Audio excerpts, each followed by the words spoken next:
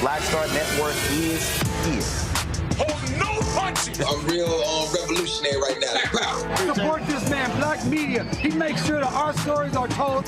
Thank you for being the voice of Black America, Roland. Stay black. I love y'all. All momentum we have now, we have to keep this going. The video looks phenomenal. See, there's a difference between Black Star Network and Black-owned media and something like CNN. You can't be Black-owned media and be scared. It's time to be smart. Bring your eyeballs home. You dig?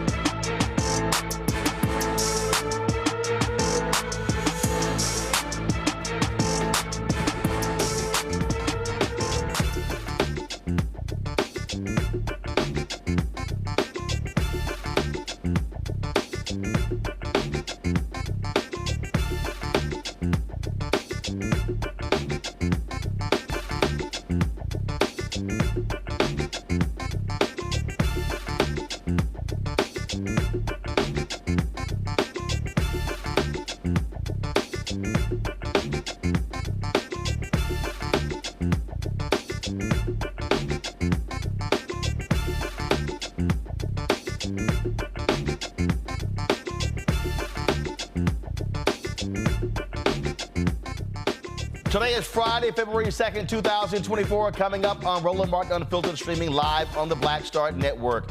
More than 1,000 black clergy call on President Joe Biden to push Israel Prime Minister Benjamin Netanyahu for a ceasefire. I will talk to one spiritual leader who says a ceasefire is necessary. Dr. Gina Stewart broke the precedent by becoming the first woman to deliver a sermon during the National Baptist Convention.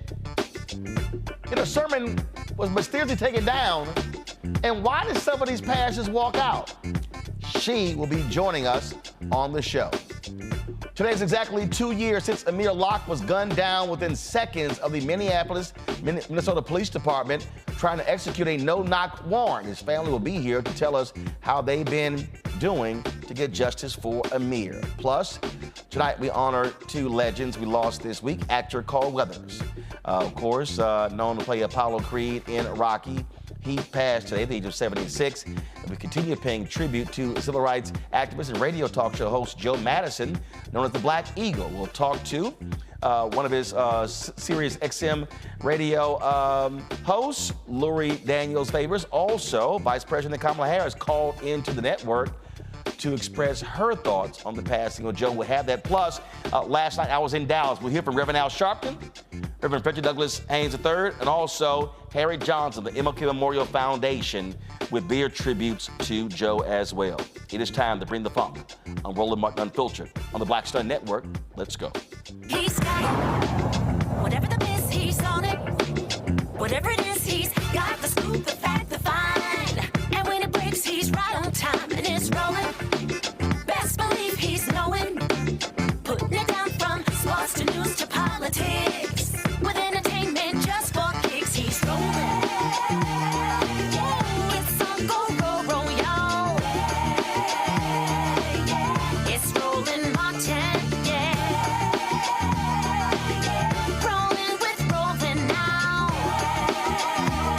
He's funk, he's fresh, he's real, the best, you know he's Roland Martin now.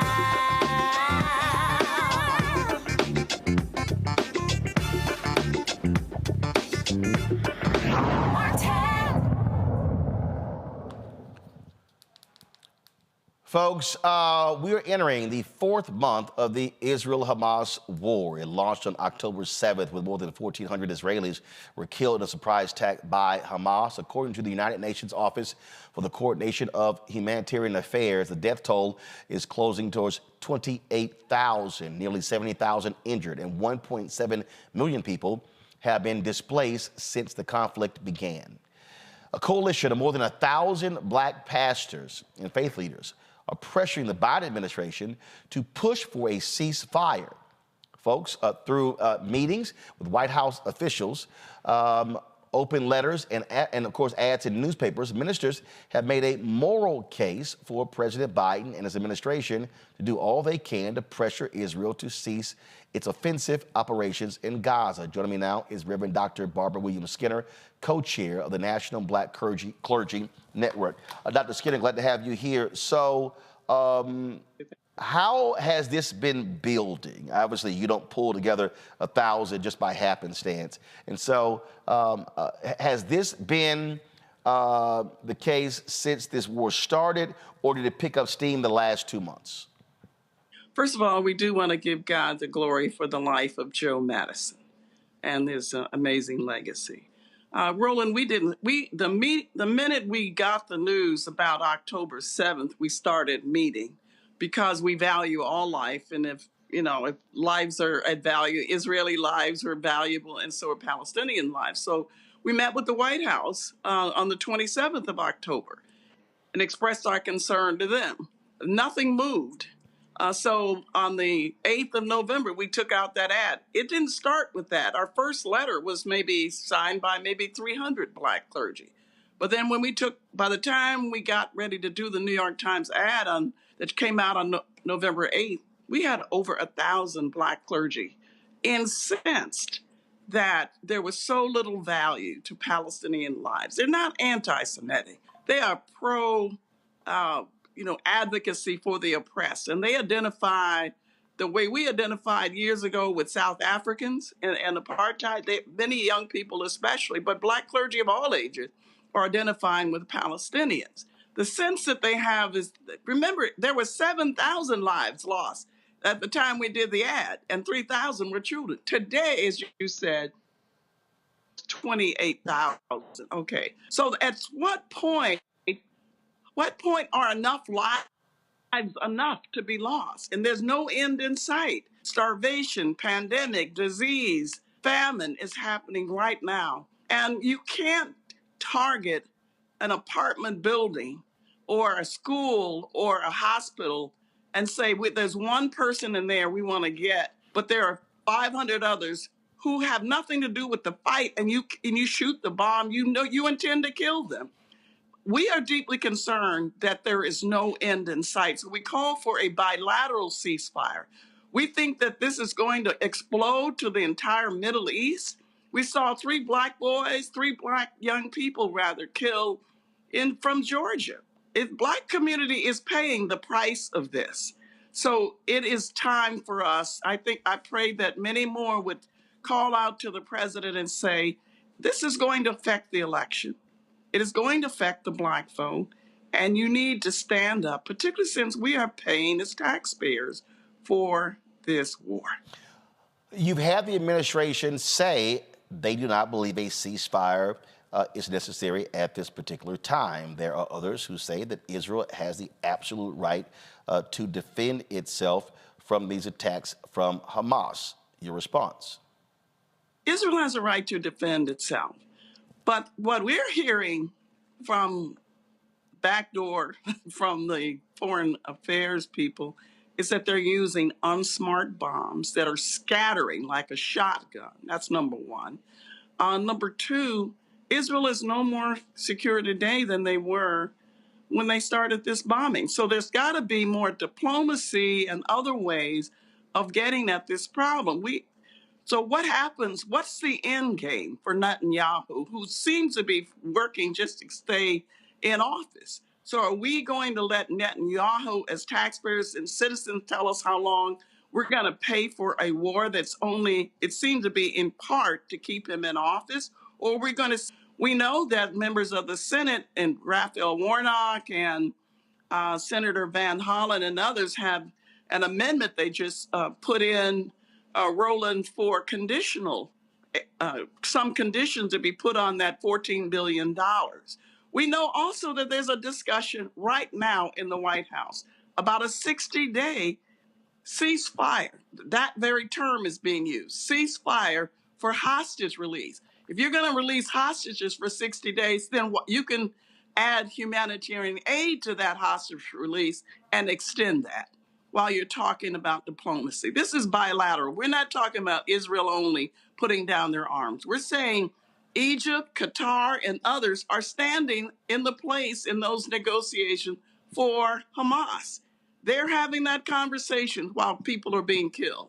Ceasefire, a bilateral ceasefire, is the only way to save human lives and to move toward a two-state solution, which is the only answer in the Middle East. Do you believe that the ad taken out and the release of this letter is reported in the New York Times on Sunday?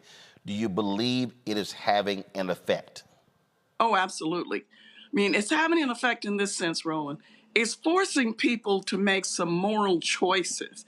And not just Black people, young people of all races are struggling with this. Even those who are concerned with climate justice, who are committed to the Biden administration, are stalling in their support. You can look at what's happening in Michigan, one of the battleground states, that the president, any candidate has to win. The Arab leaders won't even meet with the president. This is going to spill over into 10 months into how you can get out, mobilize, and energize a vote on other issues that affect Black people, voting rights, health care, HBC support, and all the other issues. You know, this is having a spillover effect for sure, because it's about lives. If either Palestinian lives matter, Israeli lives matter, or no lives matter. Have you heard since this other Black clergy saying we now want to be added to this? So has your list grown? Our list has grown because people understand that this is about moral order. You can't, as a Christian, say all people are created in the image of God and they should be respected and valued and have dignified lives, and not be committed to not having 28,000 people killed, most of them women and children, and then say nothing about it. We cannot be silent. So I'm happy, and the other leaders like Bishop Vashti McKenzie and Mike McBride and Otis III and others are committed to extending this to anyone who wants to sign on that petition. We're looking for a meeting with the White House right now. We want to go back to the White House with that same demand for a ceasefire. We supported this president. We made it possible for him to be in the White House. We have a right to be heard on this. Questions from my panel. I'll start with Michael Imhotep, host of the African History Network show out of Detroit. Michael, go ahead. Hello, sister. How you doing today? Go ahead. Michael, go ahead. All right. I read the article from the New York Times on this and the one from Blavity. So a lot of what you say I agree with. My question is, give us some more insight into what a ceasefire would look like. The reason why I say that is because Israel is saying they'll stop firing when Hamas returns the hostages. And I know negotiations have been taking place, the rest of the hostages. Hamas doesn't want to return the rest of the hostages, et cetera. So give us an example of what a ceasefire would look like. So there is right now my resolution that is being talked about at the White House. Yeah. That involves the agents for Hamas in Qatar and Egypt, and maybe Saudi Arabia, but at least Qatar and Egypt, for a 60-day and maybe longer. And they're using the word ceasefire. So if you can cease fire, which means both sides put down their weapons, some restoration of humanity in the Gaza hospitals. Right now, there's one toilet for 2,000 people. I mean, this is people are starving to death. So there's got to be some restoration of living in the Gaza. Then you can talk about it for longer than 60 days. My point is, if you can figure it out for 60 days and what you do to put down the arms, then you're negotiating during that time, you can extend that. Okay. All right. Thank you. Kelly Bethea, communication strategist out of D.C. Kelly, go ahead. Thank you. My question is a little bit more political. I understand the humanitarian aspect of this ordeal, and you're absolutely right. A ceasefire does need to happen purely for the humanitarian aspect of it. But the fact of the matter is we are in a political year, and as it stands right now, the only two viable options that have been presented to us are Donald Trump or Joe Biden. So how are we to, especially as Black Christians, how are you recommending how to reconcile this issue, being that I know a lot of people who are really truly morally conflicted regarding this issue and voting for President Biden. So how do we reconcile the, I don't want to say non-response, but not responsive enough administration on this issue with the fact that we really are in a black and white matter as far as the election is concerned for 2024? I appreciate your question. I think, yes, we are conflicted. Many of us are. But let's look at it another way. And I think Charles Blow in the New York Times has a great framework on this, and that he posted on Instagram. He said, I don't have to know this guy or like this person who you're asking me to vote for, but I know the one who wants to take down HBCUs and voting rights and the civil rights, all of the infrastructure of civil rights beyond affirmative action, DEI programs, everything that has to do with Black progress. So maybe we have to talk about the person we work against for our interests. Even while we're fighting with the White House to move on this other issue, not voting is suicidal. Okay, if we could agree on that, because you're basically saying you've given up, you have no hope, and you're letting someone else decide your future. But we can say that let's put it this way, most of the issues, if you listen to Black pollster Terrence Woodbury, most of the issues that Black people ask President Biden to do, HBCU support, higher than ever, student loans, other issues, he has done. They've done a poor job of even communicating it, but they have done. But so you have to ask yourself, what should we be fighting for to save our own lives? What will make sure that someone who wants to deconstruct the entire democracy and all of the freedoms that Black people have gained and marginalized people have gained, there'll be no issue there. It's a non-starter. So at least in a democracy, I have a right to fight. I have a right to protest freely. I have other rights. So it's not a problem for me to talk about what I'm fighting for. I'm fighting for my children, my children's children, their right to be treated decently as Black Americans. That will not happen under the other guy. Trust me. So I've got to fight on both sides. But I'm not complicit in the sense that who should I vote for? I'm torn because I'm upset with someone who said that he came into office fighting for the moral, what did he call it? The soul of America. And there's nothing about the soul of America or even across the globe that's happening in the Middle East. But I am not complicit. I'm not unclear about the fact that Donald Trump wants to take down everything that has to do with people of color's freedom.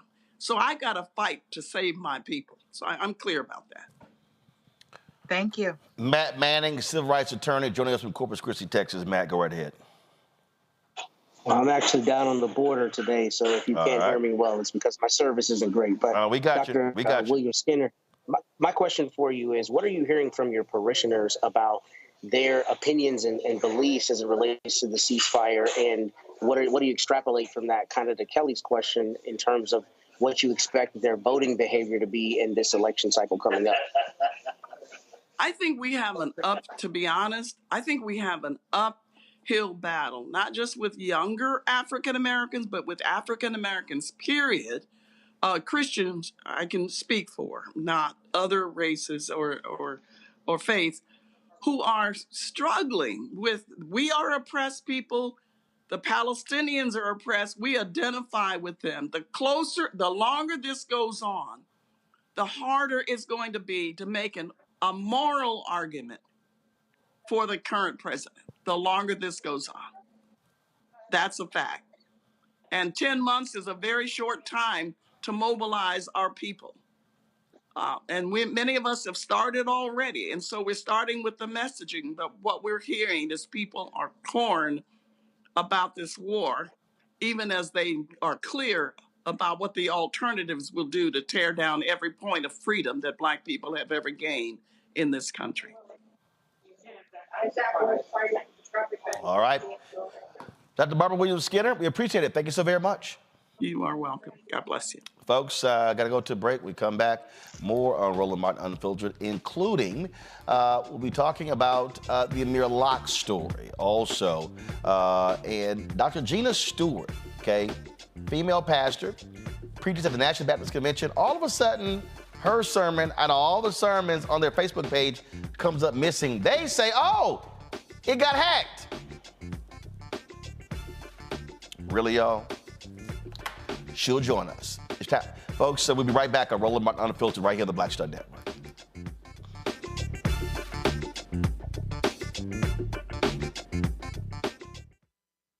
For the last 15 or maybe 16 years, 18 years, I'll say, when I moved to LA, I hadn't had a break. I hadn't had a vacation, probably a week vacation here or there. Right. This year, after I got finished doing Queen Sugar and we wrapped it out, because I knew I had 2 TV shows coming on at the same time, so I'm going to take a little break.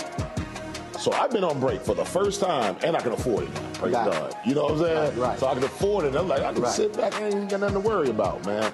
But this was the first time in almost in 2 decades that I've actually had time to sit back and smell the roses.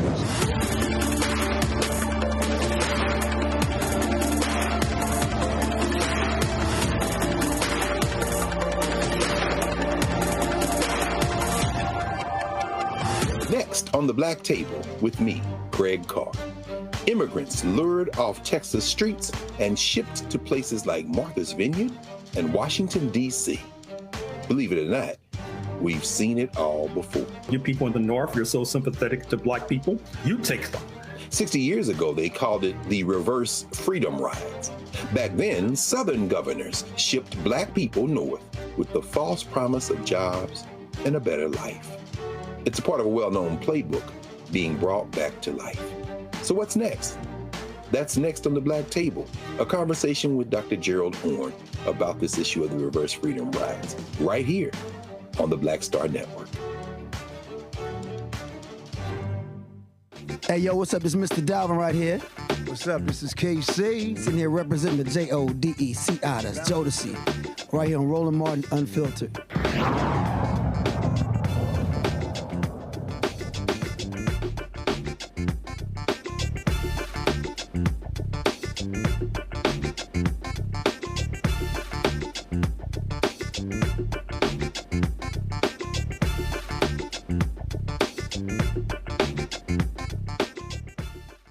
All right, folks, welcome back to the show. So do you believe, Matt, do you believe that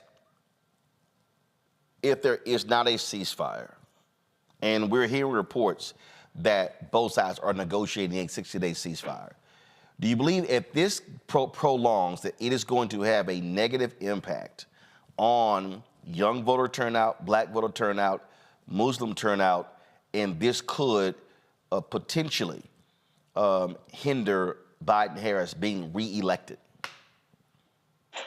I don't know if I would go as far as to say I think it'll culminate in affecting their reelection chances, because I just don't have the data for that. But I absolutely think it's going to have an effect. And I'll tell you that in some of the events I'm seeing in my area, things that are not in any way related to the ceasefire or the war going on there in Gaza, people are finding a way to try to even get our local city government to be held accountable for larger government response. So I think especially with young people, they're particularly energized and particularly plugged into this topic and have strong feelings about it, obviously. So I think the risk that the Biden administration has is if their response continues to be unsatisfactory in the eyes of many young people, young Black people, Muslims as well, then I think you're going to be in a situation where you may have people say, I'm not voting for them at all. I doubt you'll have people going over to Trump, but that's going to take away from their expected base. So I think it absolutely is going to have an effect, although I'm not sure if it will completely undermine their reelection chances. Kelly, we look at polling data. We see what it says. We see the energy that's on social media. We hear it as well. You have Arab Americans who have refused to even meet with President Joe Biden, people from his campaign or from the White House as well. And so just how do you think, again, this plays out when you talk about, because the intense emotions around this are real? Well, that's what I was alluding to in my question to the last speaker. It's just the fact that we are now in an age where we have access to pretty much any type of information that we could possibly want to know about, right? And it just so happens that because this is in our faces by way of our own media, people have opinions about it. People have strong opinions about it. And it just so happens to be an election year, and the incumbent, being President Biden, feels a little bit mum about it. He's not giving a response that is definitive regarding the position of, are you going to let Israel keep killing Palestinians recklessly in this regard? When you look on TikTok, when you look on other social media platforms, but specifically TikTok, you have a lot of actual subject matter experts on this matter. And it just so happened, like I said, it is an election year, and these people are still saying what needs to be said about the Middle East conflict. So when it comes to, what I think it's going to be a very close election.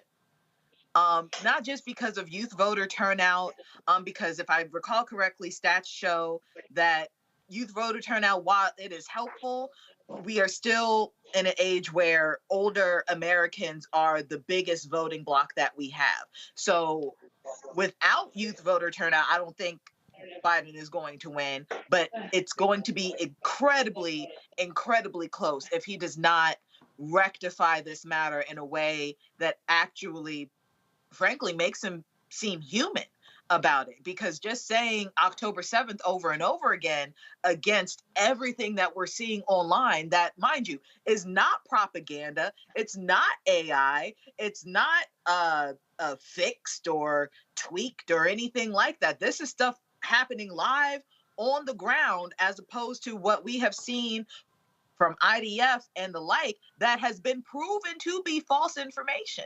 So that's the issue here. We're looking in real time the eradication of a people and a country, being us, that has been rooted in freedom and democracy and basically being the police officers of the world, frankly, unnecessarily so in a lot of ways, not policing this issue.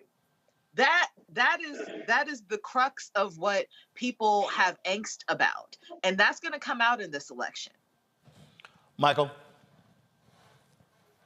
Roland, the election is 10 months away. A lot is going to happen between now and then.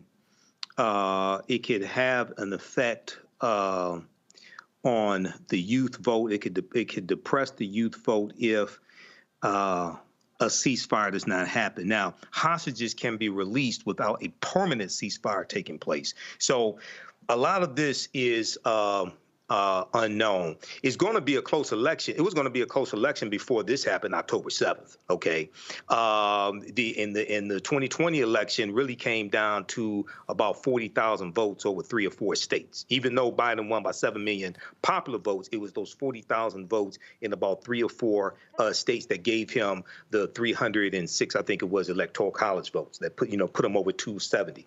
So this is going to be close either way. Okay.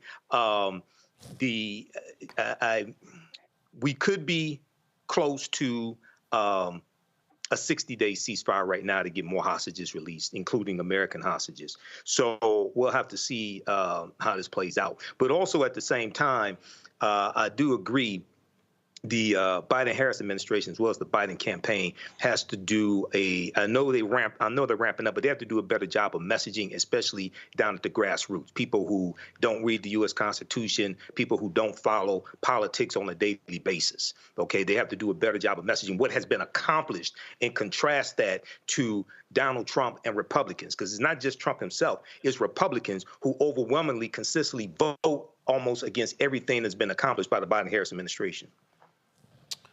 Matt. I mean, I think Michael's right, and I think that's a sentiment we've echoed several times on this show, that they've got to be better about their messaging. But I also think that, they're kind of in a fraught place in this situation, because there's a contingent of people who feel like they don't need to be as intimately involved as they are in terms of getting involved in brokering a ceasefire or otherwise calling for one.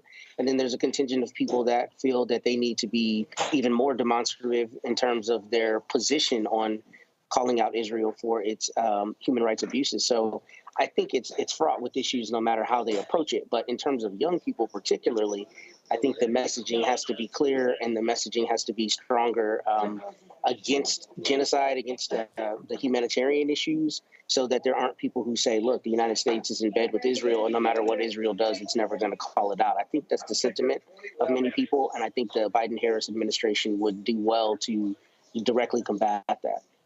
All right, folks. Hold tight 1 second. Her sermon at the National Baptist Convention, man, had a lot of folks talking on social media, but it was the actions afterward that caused folks to say, what's going on? Reverend Gina Stewart preached there, and all of a sudden the sermon just disappeared from their Facebook page. They say it was hacked, but nobody else's sermon was disappeared. What does that say about the National Baptist Convention? She will join us next, right here on Roland Martin Unfiltered on the Black Star Network. Don't forget to support us in what we do. Your dollars are critically important for the work that we do. We are doing the work out here, covering the stories that matter to you. And so please support us. Send your check and money order to P.O. Box 57196, Washington, D.C., 20037-0196. Cash App, $RM Unfiltered. PayPal, R Martin Unfiltered. Venmo is RM Unfiltered. Zelle, Roland at RolandSMartin.com. Roland at RolandMartinUnfiltered.com. We'll be right back.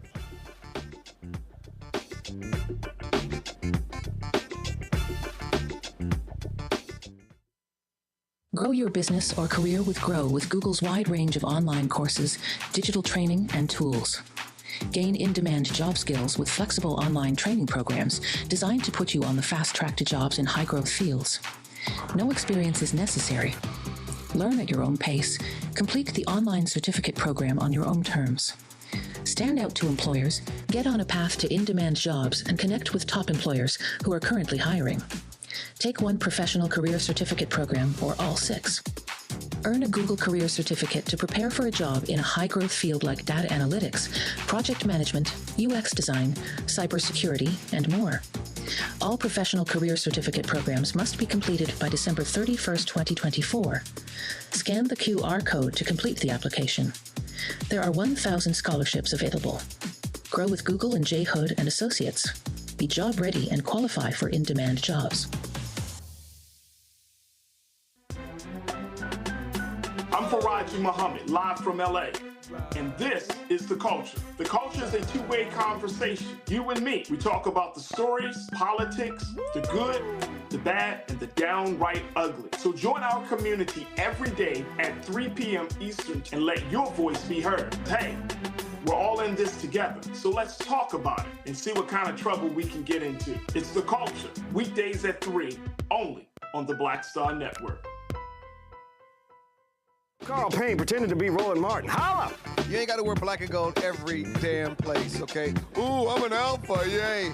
All right, you're 58 years old. It's over. And you are now watching Roland Martin Unfiltered. Uncut, unplugged, and undamn believable.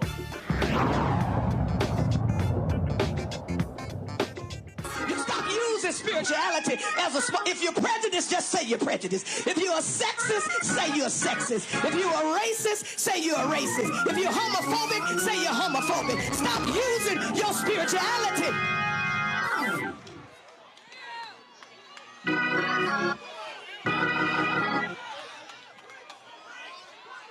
Jesus is in trouble. High five somebody, say he in trouble. Look on the other side and say, that's why I'm in trouble too. He's in trouble because he won't conform to their expectations. He refuses to conform to their agenda. He shifts the power paradigm. He rejected oppressive structures. He advocated for a kingdom where the first shall be last and the last shall be first. They send Jesus to Pilate to do what they don't have the backbone, Roger, to do on their own. Touch your neighbor and say, if you want to do dirt, you might as well have some backbone. Touch your neighbor and say, come on out the closet. Come on, come on, come on, come on, come on. Stop looking for the Sanhedrin to do your dirty work. Stop looking for some religious leader. Stop giving it to a lackey and an armor bearer. If you want to do your dirty, come on out the closet.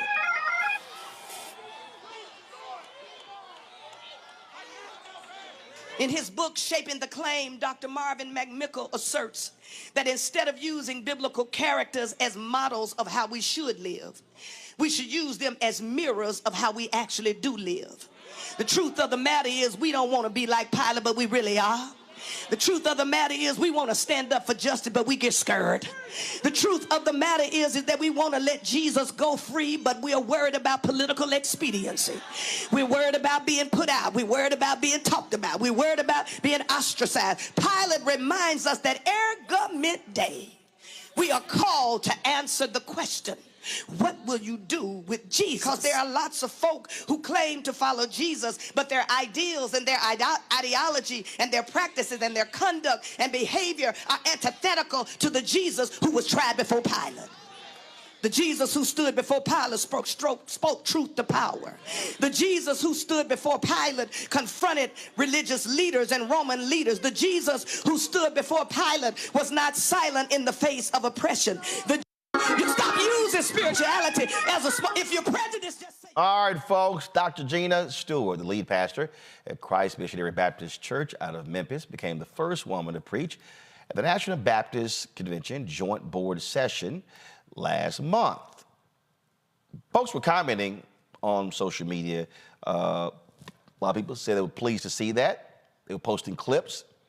Then all of a sudden, for some reason, the recording of her sermon, it was streamed, mysteriously disappeared from the National Baptist Convention's Facebook page.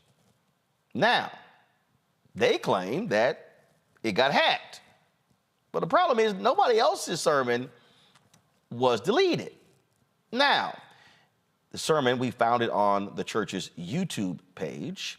Dr. Gina Stewart joins us right now from Memphis. Glad to have you on the show. My wife, Reverend Dr. Jackie Hood Martins, had sent me a text about you preaching. And then when I saw all the brouhaha, I said, you might want to go back and see what happened. And she actually said it was photos that were posted. She had sent me because apparently it was a Facebook, somebody posted on Facebook that some of the ministers walked out when you came to the podium. Did you see that happen? First of all, let me thank you, Roland, for this invitation and for the opportunity to share. No, I did not see it. I heard that there were persons who walked out during my preachment and also prior to me getting up to preach, but I did not see it myself. So now I also understand that the sermon is back on the Facebook page, but I was also told that at the end of your sermon, you preached about the need for the church to respect black female preachers. But apparently that's missing? It's my understanding that the sermon has been edited. I've been traveling since I preached there last week, and so I have not had a chance to go and view it myself. But if you're talking about basically the part after the celebration, where I was really trying to encourage the persons who were in attendance to practice what Dr. Katie Cannon calls emancipatory praxis, which is after we hear a sermon, we should look for ways to trace out liberating strategies to live out that word. And so I was naming some of the things, trying to provide some concrete examples of how we can not only support women, but how we can be on the side of justice. particularly as people of faith. Why do you, what's, now look, you have some folks who are so old school, they believe that the Bible said that women cannot and should not preach. I always get a kick out of that because if anybody actually reads the Bible, when Jesus came back, all the dudes had left. They left before Jesus came back. All the guys left. So when Jesus came back, he was like, where the brothers at? And it was only women there. And it was the women who then went and told everybody, hey, brother man came back. And told the story. Right. Yeah. So Jesus, first of all, Jesus models an egalitarian ministry. Jesus was a friend to women. Jesus affirmed women. Jesus stood up for women. Jesus empowered women. Women supported the ministry of Jesus. And so when we look at Jesus as a model, we see that Jesus' ministry was egalitarian. And in all of Jesus' interactions with women, Jesus was always looking for a way to not only neutralize the power of sin, but also to relieve those persons, not just women, but all people from oppression. Now, when you talk about scripture and what the Bible says, what I've discovered is that if people are looking for a reason to justify a position, which is part of what I was leaning toward or trying to allude to in my sermon, that we can find a verse, even if we do it in terms, use eisegesis to justify our position or our subjugation or our oppression of other people. But when we read the biblical witness, we find in the Old Testament as well as in the New Testament that women have always been used by God and that Jesus was certainly a friend to women, an advocate. How long have you been preaching? Legally since 1989, but I actually started speaking in churches when I was about 18 years old. So that would be close to 40 plus years. I take it that you have had to endure a whole lot from some of the rabbit fellas when it comes to being a woman of the cloth standing in a pulpit. And again, let's be real clear. A lot of these people, they don't have a problem with women serving in church. Right. So they ain't got a problem with women counting the money, being the usher in the choir. So all these other, but oh no, you can't stay in the pulpit. So I'm sure you've got some quite interesting stories. Oh yeah, yeah.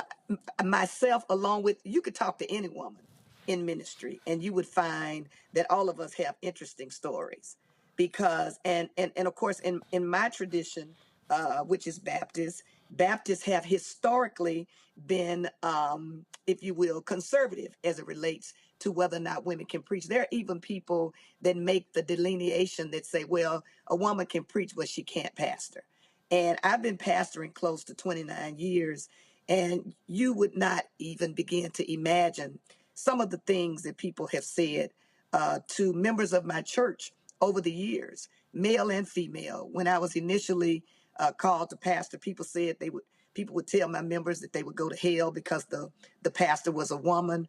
I've had people to join our church excited about being a part of the ministry, but because some authority figure in their life misinterprets scripture or misapplies scripture and makes them feel that they are out of the will of God, they have left the church because of that. So when you talk about the stories that could be told, yes, I have stories, but there are hundreds of other women who are basically trying to fulfill the call of God on their lives that have encountered resistance, subjugation, marginalization, invisibility, and what we saw, an example of what we saw with what happened to my sermon, and although I don't really know what happened, but when it was deleted, it was a form of erasure, erasing a woman's voice. As my homiletics professor, Dr. Courtney Buds, and I were talking yesterday, this is erasure, because if it's not there, it does not exist. And so, yes, to answer your question, yeah, we have plenty of stories to tell. We don't even have enough time to talk about the stories and the incidents that we've experienced. I mean, I've been invited to do words of comfort, and this has happened as a pastor.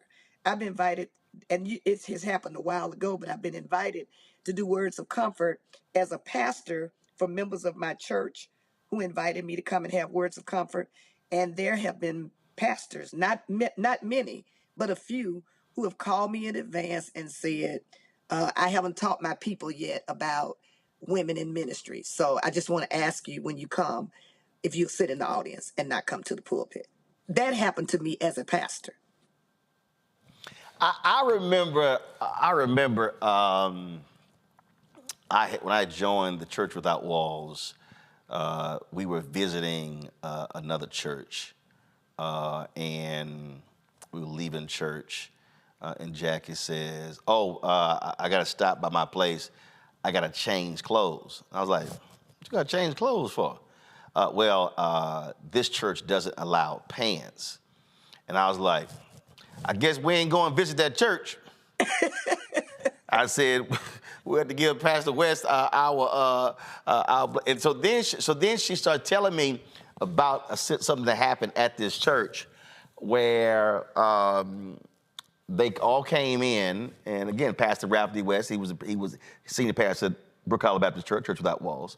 But at this particular church, one of the deacons, homeboy just decided to go off. He was like, she can't sit on the front row. And then the other pastors from Church Without Walls says, brother, this is Reverend Jackie Hood. She's the education minister. And she tells me that he puts his hand in her face and he's looking over here and says, I don't care who she is, she can't sit on the front row. And so then the other sisters in the church made room for her to sit on the second row. And I said, let me be real clear. If that ever happens and I'm there, you might as well go get some bail money. I said, because a deacon gonna get his ass whooped. That's exactly what I said. I said, I don't play. I said, I'm telling you right now, I said, go get some bail money, because a deacon's gonna get beat down at the front of the church if he put his hand in your face in my presence. I'm just letting you know how this gonna go down. So what happened? Well, did she leave? Oh, no, she sat the second row because, again, this is before we got together. This is before we got that. Okay. Oh, no. The story would not have ended that way if I was actually there at the church. But it's that kind of insanity that to me is just beyond stupid. And even in this case here, and I'm having my staff check right now in the control room because I want to know if the end got cut. And if so, that to me is grossly offensive that they would do that. And what's even more offensive to me is the hiding behind. If you gonna cut it, be a man and come out and say it. Right. But don't sit here, so you got hacked. Now, everybody else video up, but that one video came down. Come on now. See, and that's the other deal for me. If you're going to be big and bad enough to do something, own it, but don't try to hide behind the pulpit when you get called out publicly. Yeah, and one of the things that I've been saying is I think that what I hope this moment will do is create these kinds of teachable moments that we're having, where people are really having the discussion and really talking about what it means to experience injustice, whether you are a woman, whether you are same gender loving, whether you are people of color. Oppression is oppression, and oppression is real. It just so happened in this particular instance that what happened to me as a female or a woman. But I'm hoping that this will lead to a larger conversation about why the symptoms of what we saw with the removal of a video exists. Because what we're talking about are symptoms. What we really need to address is the systems that continually contribute to the oppression, the marginalization, the invisibility of women and other oppressed groups. And one of those systems is patriarchy. One of those systems is sexism. One of those systems is misogyny. These are the larger issues that we often don't really want to talk about, because when we bring those up, much as when we bring up racism, people think that we are complaining, that we're fussing, that you have a complex and all those kinds of things. And yet these are the systems that are deeply embedded in society, in culture, and in our churches. And the tragedy is that they go on without impunity. As you said, that deacon pointed his finger in your wife's face unapologetically. Thankfully, Dr. Ralph West and his staff stood up for her, but in a lot of instances, that does not happen for women. All is when that. Have you heard from Dr. Jerry Young, the president of the? And so, what did he say to you?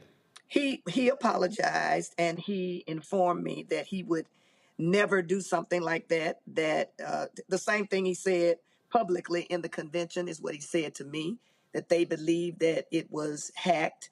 And he said that he had friends with the FBI that he had considered contacting, but someone advised him that he didn't need to contact the FBI. I'm sorry. Hold up. See, right. Roland, See, hold up. Right, go ahead. He would, and someone advised him to contact the FBI. I mean, to contact Facebook. And what I said to Dr. Young is similar to what I'm still advocating. And that is, I said to him, I appreciated his phone call and I thanked him for his apology. But and he was saying, I would never do that. And I said, but you must realize that because of the appearance of what occurred, perception is reality. And that it did not appear to be a coincidence, but it appeared to be a targeted incident where the only female who preached my sermon was removed. I also said to him that I believe this could be a pivotal moment for the convention, because there are many women who serve in that particular convention, and that question, the woman question, still needs to be addressed. And what I tried to encourage him to do in my comments to him in terms of his apology with that was that this is a pivotal moment. This could be a teaching moment. This could be a moment of liberation for the convention, a moment of liberation for the women that serve and serve diligently, who give their money, who serve, and not just for the National Baptist Convention, because we know that the needle still has not moved very much. There are many more women that serve. Several women have been elected to serve in pastoral leadership, and people are beginning to consider women, but the numbers, there's still a great disparity. And so what I said to him was, this could be a very pivotal moment. If we really want to talk about this, let's talk about this in ways that we can address why this needs to stop happening, and not why it happened, but why it needs to stop happening. Well, and what we've seen in the Southern Baptist Convention, how they are pulling back, how they are literally telling women, don't you dare call yourself reverend. In fact, that's what happened to Reverend Jackie. She was one of the top teachers at Lifeway. And they literally told her, you have to you take reverend off of your website. Do not refer to Reverend, or we are going to stop allowing you to be a Lifeway instructor. And I remember Reverend Fred Luter, who later became head of the Southern Baptist Convention. President. He said to me that, whenever she was teaching her class, he said, we all flocked to her class. He said, I remember being in the class, but that's what the Southern Baptist Convention did. And the only thing I can give them credit for is being honest.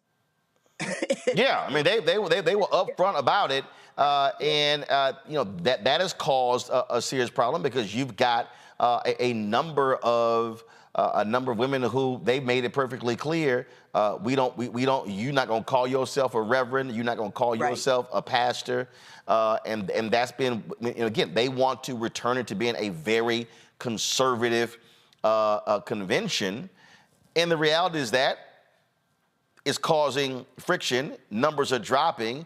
The fastest growing part of the Christian church today is non-denominational. Folk not wanting to align with these denominations and all of their archaic rules. And to piggyback on what you've said, the other fastest growing population is the nuns, the non-affiliated, people who are not affiliated with any kind of church or denomination, because people see the hypocrisy. And I don't think people expect us to be perfect. People expect the church to be perfect, but they do expect us to be honest, expect us to be authentic, expect us to be realistic, even as we are struggling to think about how we want to practice Christianity and how we want to live out our lives as Christians, particularly those of us who claim to be followers of Jesus of Nazareth.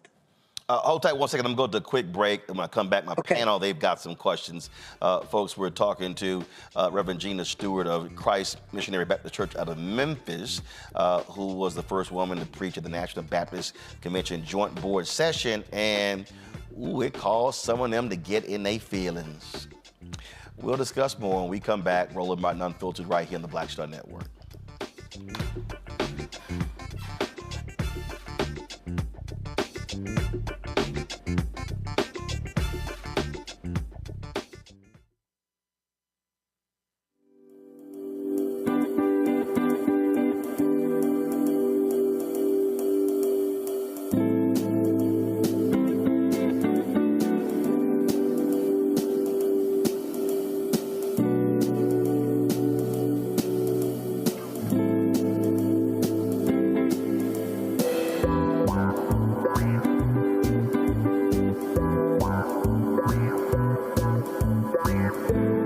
On the next Get Wealthy with me, Deborah Owens, America's Wealth Coach, the wealth gap has literally not changed in over 50 years, according to the Federal Reserve. On the next Get Wealthy, I'm excited to chat with Jim Castleberry, CEO of Known Holdings. They have created a platform, an ecosystem to bring resources to Blacks and people of color so they can scale their business. Even though we've had several examples of African Americans and other people of color being able to be successful, we still aren't seeing the mass level of us being lifted up.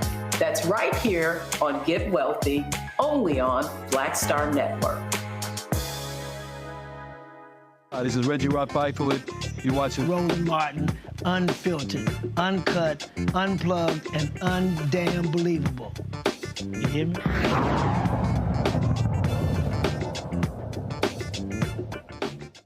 All right, folks, welcome back to Roland Martin Unfiltered. Some of y'all in the YouTube chat got me laughing. Y'all sitting here saying, Roland, I can't believe you sat there and cussed with the preacher on the show. First of all, in the words of Reverend Dr. William Barber, ass is in the Bible. Y'all know I ain't got no sense, so look, I ain't the one with papers. Look, Matt, like, I know he ain't just do that. I did. But I know Homer would have got beat down, just letting y'all know right now. Put your hand in my, oh, it would have been on in that church. It would have been some Holy Ghost dancing going on. I've been tap dancing on his head. All right, y'all, let's go with our questions. Let's see here. Who shall go first? Let me see who likely go to church. Probably not Michael. We know Matt a heathen. So Kelly, you first.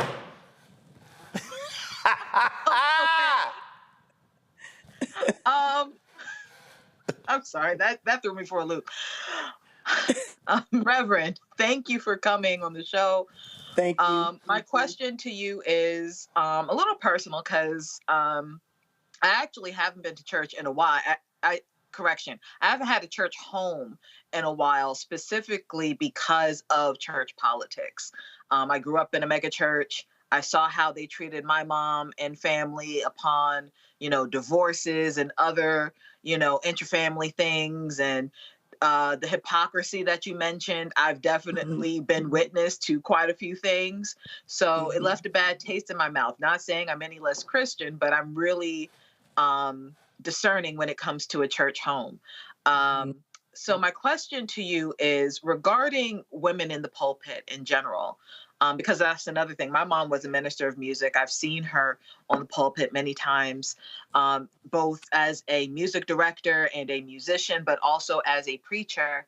How do you encourage and help other women reconcile the church politics and, frankly, what you had to deal with just last week by way of what we've been talking about? How do you reconcile the church politics and the gunk, so to speak, with the pure faith that you have and the call that God has on many women's hearts to come to a pulpit?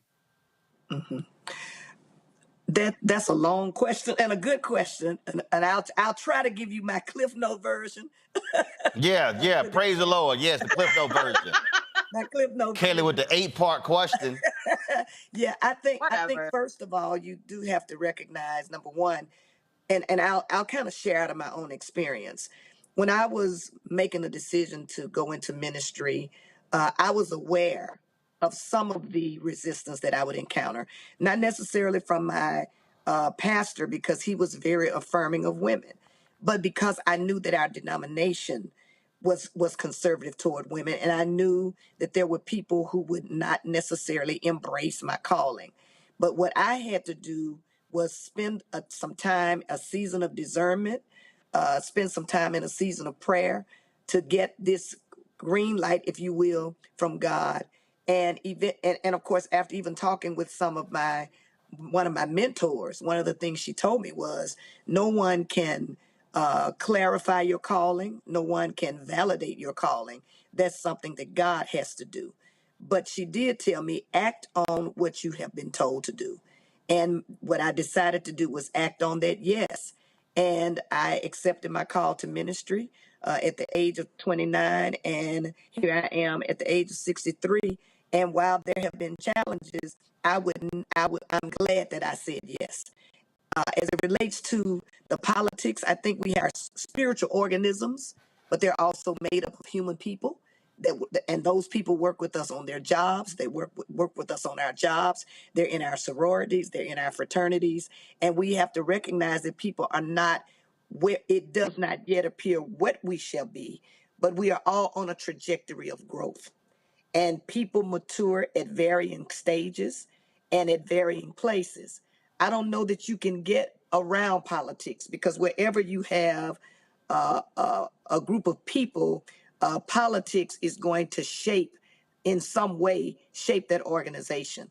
I think that what we have to be as leaders, and what I've tried to be as a leader, is a leader of integrity, a leader of transparency, a leader who tries to be objective in my dealings with people and be fair to everybody, and try to make sure that our systems are integrous and that there's accountability and that we're answerable to someone, including the pastor is answerable to someone, so that we do not create those kinds of experiences that cause people to say, well, you know what?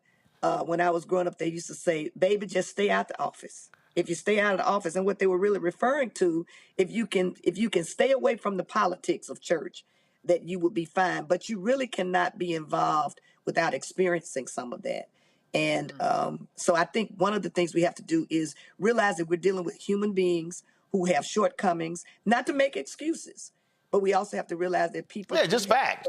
I mean, I don't care. I mean, look, listen, the church, the club, the Fortune 500 company. I mean, you can sit here and bring up any organization where regular, ordinary folk are there. You're gonna find drama. You're gonna find all of that and trauma. I mean, drama, trauma. You're gonna have all of that sort of stuff. And for the Simple Simons out there, who are sitting here, that's the black church.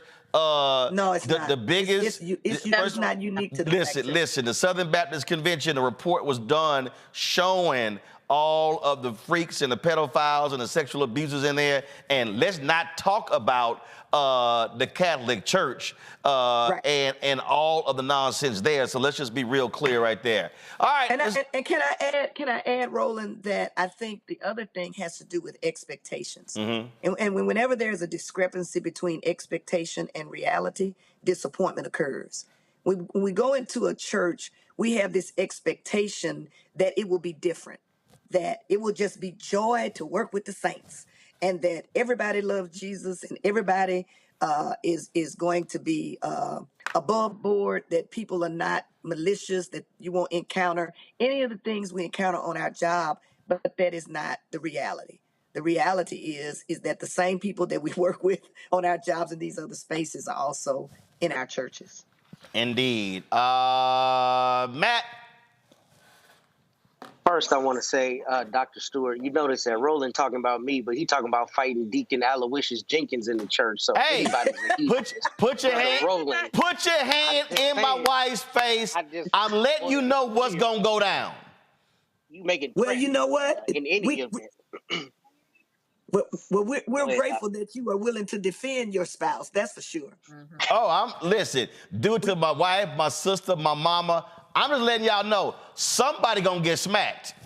Just letting y'all know. Hey, you said be upfront and honest. I'm being upfront and honest. I've been in federal court all day. Let me just say not guilty, Roland. Just don't make any admission. In any event, Dr. Stewart, thank you for joining us and thank you for your leadership. My father is actually a Baptist pastor in Austin, and he's had women preach in his church. But one of the things he and I talk about often when he talks about his church is the issues with membership. I mean, the average age of people in his church are, elderly, and he doesn't have a lot of young people coming to the church, even in a big city like Austin. So my question to you is, what are you finding as a corollary with women being put in prominent positions in the church, like yourself, pastoring a church? Are you finding a correlation between how many young and new people you're able to bring into the fold and keep them there if women are prominently in leadership?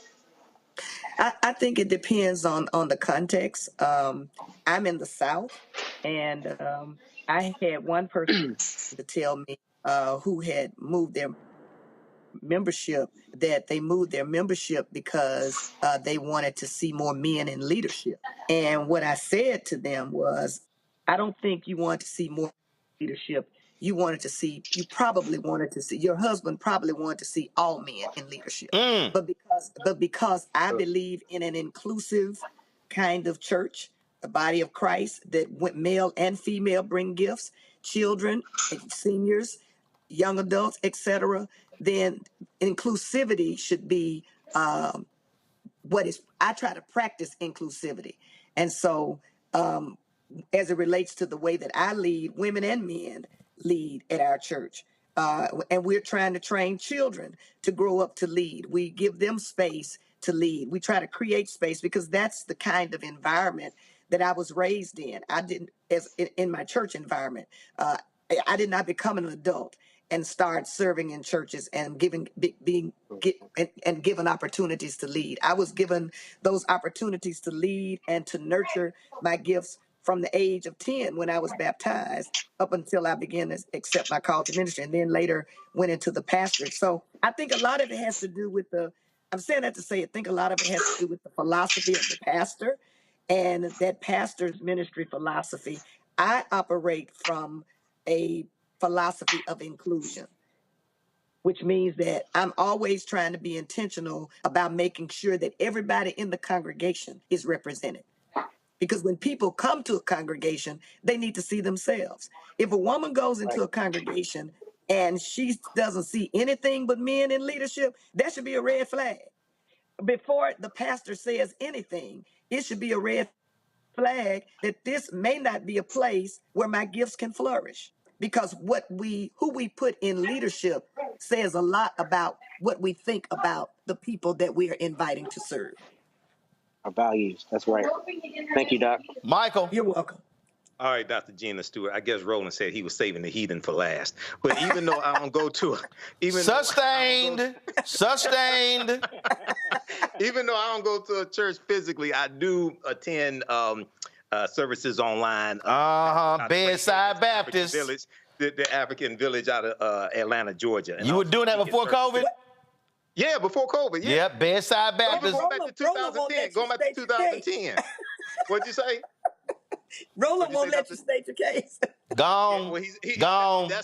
He always does that. Come on, Bedside Baptist. Churches. Come on, Bedside Baptist.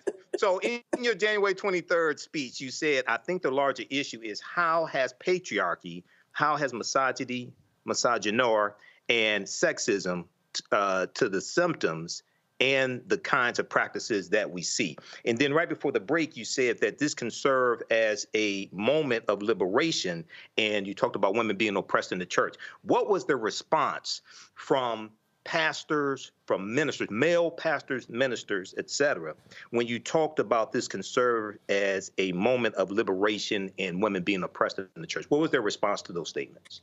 Well, I didn't make that statement directly in my sermon. I was saying that I would hope that the way that the sermon has gone viral, that this could be a moment, this could be a watershed moment, a turning point for the church to examine some of its practices and even in other spaces, that we examine our practices in terms of the way that we treat not only women, but other oppressed and marginalized groups.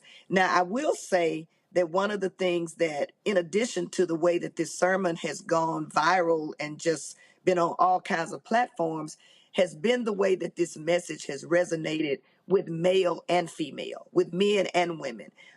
There were as many men complaining about the sermon being taken down as there were women. And I found that to be awe-inspiring and humbling at the same time, because typically you find that women will come to the defense of women, but in this particular case, it appeared to me as I have received text messages and messages of encouragement from people on social media, in my direct folks are DMing me on Facebook. It has been men and women who have been affirming this message. And I'm hoping that will continue, that this will not just be a one-time moment, but this will be a movement, that we will really begin to try to be like Claudia, because at the end of the day, what I was really, the question of the sermon was, what will you do with Jesus of Nazareth? And the question pointed to the fact that the Jesus that we preach about was a Jesus who was on the side of the oppressed, a Jesus who spoke truth to power, a Jesus who did not tolerate corruption, a Jesus who challenged people, a Jesus who was a friend to women. What will we do with that Jesus? Well, there was a woman who spoke up for him. And I believe that is a part of our charge, that as we represent Jesus, we speak up for Jesus in those spaces where we see those kinds of practices taking place. We're talking about not just what we do on a Sunday morning, but what do we do or when a sermon is proclaimed, but what happens after the benediction is given, after we have shouted, after we have danced, after we have spoken in tongues or whatever and rejoiced and celebrated all of the rhetorical artistry and the homiletical genius that we love so much in Black preaching. At the end of the day, how will we live our lives? What will be our way of being in the world as people who follow Jesus of Nazareth? And how will we practice our Christianity? Right. What has been a blessing has been the response of male and female, and even young people and children. Right. All right, then. Well, Reverend Stewart, I appreciate it. Thank you so very much. So are you a deacon, Roland? No, I'm bootleg. You what? Not bootleg. I'm bootleg. I'm bootleg. I'm bootleg. Okay. I mean, I've done. I'm bootlegging preaching or bootlegging deaconing? No, I'm bootlegging preaching. I've done a number of churches. In fact, probably like 7 straight years, I did Reverend Kenneth Whalem's Men's Month. And so, Yeah, so I have, I've been at his pulpit, Reverend Jenkins at First Baptist Glen Arden, churches in Chicago. So if I invite you to Memphis, you'll come. Oh, I'll come, but you got to invite my wife first. She got papers. Okay, I can do that. She got papers. Okay, she did all that seminary stuff. She got papers. I ain't got time for all that. You know, one of the things that's important to me is you talk about inviting women, and I know my time is up, but your time not up. I own this show. Oh, okay. Is the stewardship of my ministry. And one of the things that's important to me is opening doors for other women. So, and that's another example. You know, a lot of times you'll see a flyer and you'll see one woman and you'll see 3 men. Mm-hmm. But on my flyer, you might see 3 women and 1 man. There you go. Because I believe that stewardship of this influence and this great gift that I've been given is not only a responsibility I have, but it's something that I'm accountable to God for. So yeah, I would probably invite your wife first. That's fine. I ain't got a problem with that. I'm good. I tell you what, you know, because see, normally when she get ready for a sermon, she go like into a cocoon and be sitting there like she going to sit with the Lord. Be like books all around. I'm like, man, what you doing? I'm getting prepared for my sermon. I say, when's your sermon? She like, in 3 weeks. I'm like, 3 weeks? Like, what you doing? So she's taking her assignment seriously. I'm like, man, that's just, so she got. Long live Reverend Jack. She got mad at me because I did a church. I did 3 services in Chicago. So we in the car. She's like, what you gonna talk about? I'm like, I ain't decided. So I'm sick. I don't write speeches. So we sit in the Pope, and they already introduced me, and the choir singing. And so I grab my Bible, open it up. I see a scripture, cut that sucker in half, come up with the title, and I knocked it out in about 40 minutes. And she was like, I can't stand when you do that. I said, baby, don't hate the gift. So you both have different sermon methodologies. I said, don't hate the gift. don't hate the gift. What you shaking your head for, Matt? Don't hate the gift. I can't hear you, Matt. He's muted. Matt, you're on mute. Y'all got Matt turned down? Listen, they said, Mike, look, they said, what you say, Matt? Now, Matt, you on mute. I don't know what's going on. Well, bottom line is, listen, that's how I roll. And so, listen, God gives me to a whole different way. But that cocoon stuff, I'm like, girl, that's way too much for me. I can't. No, that's too much for me. Listen, Roland, everybody's methodology is different. I know. I just tell them, don't hate the gift. Yeah. Sorry. Okay. I appreciate it. You got it like that. Okay. All right. Hey, like he gave it to me. I'm gonna use it. All right. That's right. I appreciate it. All right. Let me know when I'm coming to Memphis. All right. All right. I appreciate it. Thanks a bunch. Folks, going to a break. We come back. We're going to chat with the family of Amir Locke.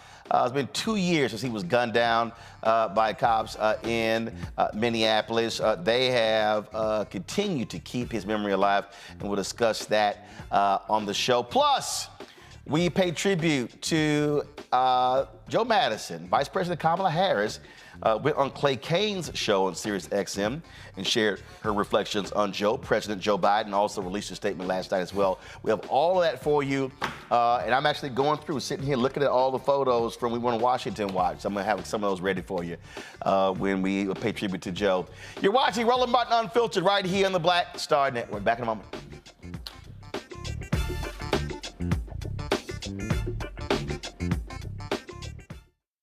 Next on The Frequency, we have an incredible conversation with my guest, Nadira Simmons, talking about her new book, First Thing First, Hip-Hop Ladies That Changed the Game.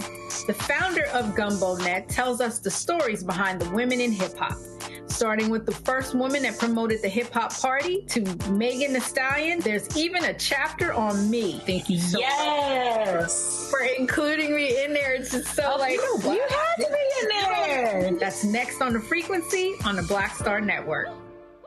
Hatred on the streets, a horrific scene, a white nationalist rally that descended into deadly violence. White people are losing their damn minds. As an angry pro-Trump mob storms the U.S. Capitol, we've seen shooting. We're about to see the rise of what I call white minority resistance. We have seen white folks in this country who simply cannot tolerate black folks voting. I think what we're seeing is the inevitable result of violent denial. This is part of American history. Every time that people of color have made progress, whether real or symbolic, there has been what Carol Anderson at Emory University calls white rage as a backlash. This is the rise of the Proud Boys and the Boogaloo Boys. America, there's going to be more of this. Here's all the Proud Boys, guys. This country is getting increasingly racist in its behaviors and its attitudes because of the fear of white people. The fear that they're taking our jobs, they're taking our resources, they're taking our women. This is white fear.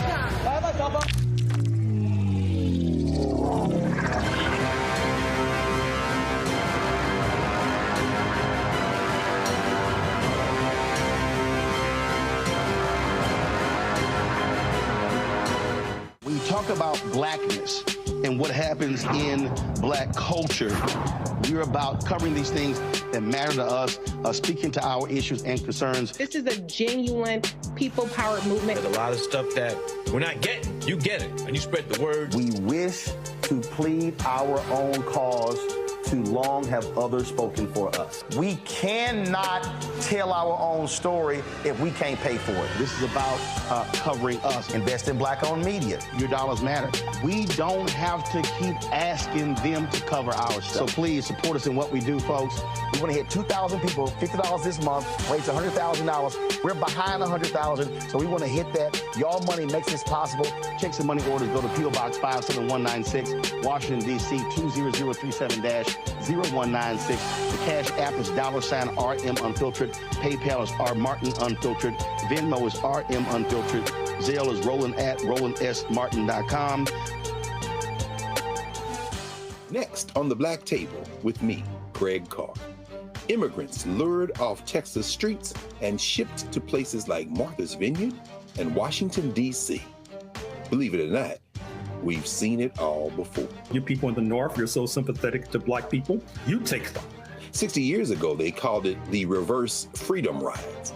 Back then, Southern governors shipped black people north with the false promise of jobs and a better life. It's a part of a well-known playbook being brought back to life. So what's next? That's next on the Black Table, a conversation with Dr. Gerald Horne about this issue of the reverse freedom rides, right here on the Black Star Network.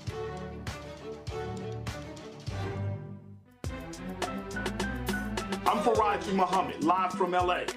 And this is The Culture. The Culture is a two-way conversation. You and me. We talk about the stories, politics, the good, the bad, and the downright ugly. So join our community every day at 3 p.m. Eastern and let your voice be heard. Hey, we're all in this together, so let's talk about it and see what kind of trouble we can get into. It's The Culture, weekdays at 3, only on the Black Star Network. What's up, y'all? This is Wendell Haskins, a.k.a. Win Hogan at the Original T Golf Classic. And you know I watch Roland Martin Unfiltered.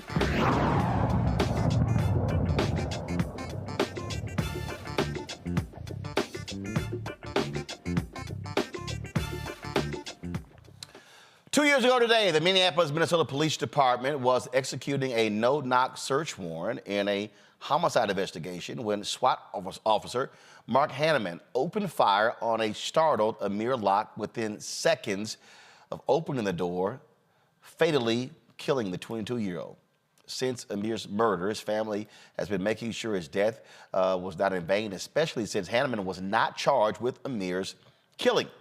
Amir's aunt and uncle, Andrew and Linda Tyler, produced the documentary No Knock, No Charge, the Amir Locke story. Here's an excerpt. We don't want to continue to hear about being a police officer. It's a difficult job.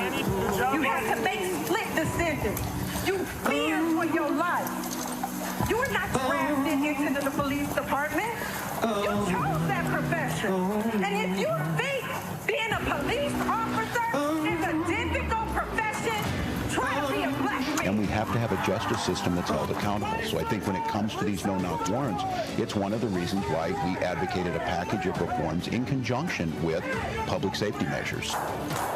They gotta have something to lose when they have us losing so much. The thing that irks me the most is that these policies have been able to be carried out for so long. This is what I would call the anatomy of a cover-up. Amir's gun barrel is pointed straight ahead. Officer Hanneman is to the right of where the gun is pointed. This appears to be the gun laying on its side. You can see the outline of the trigger guard. Amir never pointed the gun at any of the officers. Minnesota has a responsibility to its citizens. If the law does not allow us to file criminal charges in this case, what can we do? Yeah, I'm sorry it took this tragedy, but there are voices now saying across the political spectrum that these are dangerous. They're dangerous for, as you saw in this case, a young man, they're dangerous for police. And we need to figure out what the best practice is to make sure, one, we're getting violent criminals or folks that we're looking for off the streets, but this young man had nothing to do with the warrant. It didn't matter that Amir's name wasn't on the warrant, because we don't have a right to a name in the eyes of some in this country. They go to the funeral home after the Minneapolis coroner's office wouldn't release the body. They wouldn't allow for them to see their son. They wouldn't allow for them to identify their baby boy. See how was to go down, PG. They made us do this. Amir did everything that every law-abiding gun owner in Minnesota does. Apparently, errant shots into other parts of the house, which in an apartment building puts other people at risk. Continue to have your restless nights, because I know you do. You were probably restless before they decided to not charge you today. If you had time to kick a couch 2 times, not one, but twice, you had time to de-escalate the situation of my melanin black son. Now, you don't have to deal with me. So my question is real simple. Are you going to press charges once we show you that there's more evidence in the Amir Locke case? Or once you actually go back and review and look at all of the evidence? Folks, they join us. Andrew, his wife Linda, and Amir's parents, Karen Wells and Andre Locke Sr. Glad to have all of you here. When it comes to this documentary, obviously for some, they would say that that's just having to relive all of this over and over and over again. But why was it so important for y'all to do this, to push this story out, and for people to not forget what happened? Let's see here. Karen and Andre, I'll start with you first. Well, it's like first off, thank you for having us on the show. I thank God for this opportunity that we're able to be on your platform, that we can talk about Amir, saying that we lost him 2 years ago. For Karen and myself and for our family, it was very important, almost like the Emmett Till, the Mobley Till situation, where she was able to show the world what happened to Emmett Till. And this was Karen's take on it, and also my take on it. And I agree with that, so that we can make sure that he wasn't forgotten, and so that the world can see that the truth needs no support. Karen? Once again, I would also like to say thank you for having us on your show and continuing to be a voice for our son, Amir Locke. Like Andre Sr. stated and said, it's very important for people to understand and know that in cases like this, officers and the media always put out a one-sided narrative. And Amir was awaking out of his sleep. He was not part of the warrant. As a matter of fact, nobody that lived in that apartment was part of the warrant, which was not for a person, but they were actually using the SWAT team to search for property in a case that had nothing to do with our son. And so we want everybody to know that no-knock warrants are deadly. And as you can see, our son didn't make it out alive. And we also want them to see the truth behind an unjust slave patrol, modern day slave patrol, and how they continue to lie and murder our children. Andrew and Linda, your perspective, please. Again, Roland, we want to thank you for this opportunity because while people forget, we never forget because we lost Amir. So we have to live with it every single day. And like you said on the onset of this interview, you said, why do it when people have to relive it over and over again? Because the truth needs to come out. We thought that Attorney Keith Ellis would do his job, would hold the cops accountable, and charges would be brought. And even if we lost, at least charges was brought. But when he didn't do that, it didn't sit well with us that we just go about our lives as if Amir didn't matter, as if they made an accident and oops, it was okay. And so we as a family should just get over it. And so when this first happened to us, we had recorded so much footage. And I said to my husband, because he's a filmmaker, I said, I want to do a documentary. I said, we have a lot of footage because we didn't know what was going to happen. And as a family who's never had to deal with this, we needed to be able to go back and look at those things and be able to process. Because anybody knows when a crisis happens in your life, you are not able to process it. And so we didn't even know what we was recording or why we were recording, but God knew. And he put it on my heart. And we decided to go ahead, do the interviews with some people and really allow the story of what really took place to really be brought to the forefront. And my brother Buddy said it earlier, this is the modern day version of Emmett Till. They walked in to a young man's dwelling with a key fob while he was sleeping and killed him. Back in the 60s, they went in and they took him from his sleep. So we have to say as a community, enough is enough.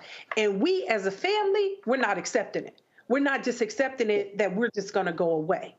So that's the reason why we decided to make sure this movie is told and this documentary and Amir's voice is heard because they silenced it 2 years ago today.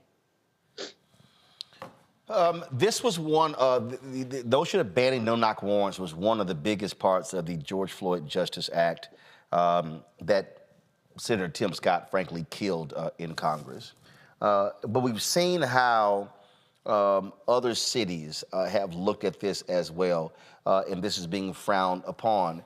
And so, is it still your aim that this becomes in a national bill where other families don't have to deal with this at all? Because we've just done way too many stories where this has happened and brothers have lost their lives as a result of these no-knock warrants. Andrew? Well, Congresswoman Ilhan Omar, she presented the Amir Locke Deadly No-Knock Warrant Act. And in the midst of that, of course, she's presented to Congress. It's still in the Congress. And we want it to pass, but the support on it, for some reason, it's just been sitting and it's been locked. So we do want a nationwide ban on no-knock warrants. Now, in the film, we actually show you the whole family. Buddy, you saw a clip of him and my wife as well and myself. We were at the Minnesota Congress. We were in the Capitol assisting in getting no-knock warrants restricted. So we have been able to get that stuff done in Minnesota, and it's a blueprint. This movie, Roland, it's a blueprint for what families should do and how they should proceed when they go through a crisis. Linda said earlier, what do you do? How do you know what to do when you're going through something like this, and when there's a tragedy that strikes you like this? I just started recording, man. I just started recording, and eventually we were recording for the sake of the courts so that we can go back and remember what was said by our family. But then as a filmmaker, producer, writer, director, editor, Linda, she made the unction. I said, well, I want to turn this into a movie. And she said, no, let's do a documentary. So I ended up getting the permission from Karen and Buddy, and they agreed to it. And it's been a hard thing for us because we've traveled to Arkansas, we've been to New York. In creating the film, we've exhausted monies to do so. And now we're just starting to see a little bit of light. We've been accepted into the Pan-African Film Festival, the Twin Cities Black Film Festival. I don't know if you remember here locally, WVON with Vine TV, Miss Melody Span Cooper received us. So we've been getting some wonderful support. And I too want to thank you as well for having us on the show because his message does need to be heard. When I think about Amir, really quick, when I think about Amir, I almost think about a martyr. You have someone sitting there and he becomes this martyr for no-knock warrants. Previous to that, it was Breonna Taylor. Well, this is not the Breonna Taylor story. This is totally different. They walked in, killed somebody, know they killed somebody, and then tried to cover it up. And what I did was I took 56 body cams and showed you what they did on camera in their own words. Nothing is filtered, nothing is altered. They say what they did, including the coroner's office, all the way down to, I mean, it is crazy what they do to black folk. So I just wanted to make sure that this becomes a modern day blueprint more than an Emmett Till story, because we have one of the family members of Emmett Till in the movie supporting us and helping us. So Lord willing, it'll turn into something much larger for when you have a 22-year-old sitting on the couch, the police can't come in and just kill them. And this is white, black, Mexican, Puerto Rican. This is not a black people story. This is an American story. They continue to do it, man. They continue to do it. And no accountability, Roland. No accountability. Yep, indeed, indeed. If folks want to get more information on the film, but also on the work that y'all are doing public policy-wise, Karen, where should they go? Well, actually, they can follow all of our Facebook pages. We also have a page set up for Amir Locke. And we always go on and we post information about everything that we're doing in honor of our son and just continuing to fight and get justice for him as well. All right, then. We'll appreciate it. Keep up the good work, and thanks for your service. Thank you. All right. Folks, going to go into a break. We come back. We'll pay tribute to actor, former football player Carl Weathers, as well as continue our tribute to the Black Eagle, Joe Madison. You're watching Roland Martin Unfiltered right here on the Black Star Network. For the last 15 or maybe 16 years, 18 years, I'll say, since when I moved to LA, I hadn't had a break. I hadn't had a vacation, probably a week vacation here and there. Right. This year, after I got finished doing Queen Sugar and we wrapped it out, because I knew I had 2 TV shows coming on at the same time, I said, I'm going to take a little break. So I've been on break for the first time, and I can afford it now. Praise God. You know what I'm saying? Right. So I can afford it. I'm like, I can sit back and ain't got nothing to worry about, man. But this was the first time in almost in 2 decades that I've actually had time to sit back and smell the roses.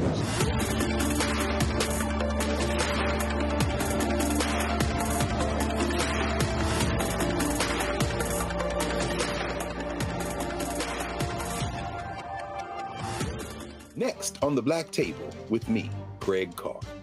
Immigrants lured off Texas streets and shipped to places like Martha's Vineyard and Washington, D.C. Believe it or not, we've seen it all before. You people in the North, you're so sympathetic to black people, you take them. 60 years ago, they called it the reverse freedom rides. Back then, Southern governors shipped black people north with the false promise of jobs and a better life. It's a part of a well-known playbook being brought back to life. So what's next? That's next on the Black Table, a conversation with Dr. Gerald Horne about this issue of the reverse freedom rides, right here on the Black Star Network.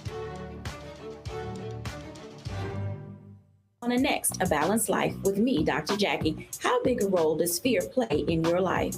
Your relationship to it and how to deal with it can be the difference between living a healthy life, a balanced life, or a miserable one. Whenever the power of fear comes along, you need to put yourself in that holding pattern and breathe, examine, find out if there's something that your survival instinct requires requires you to either fight or take flight. Facing your fears and making them work for you instead of against you. That's all next on A Balanced Life on Black Star Network.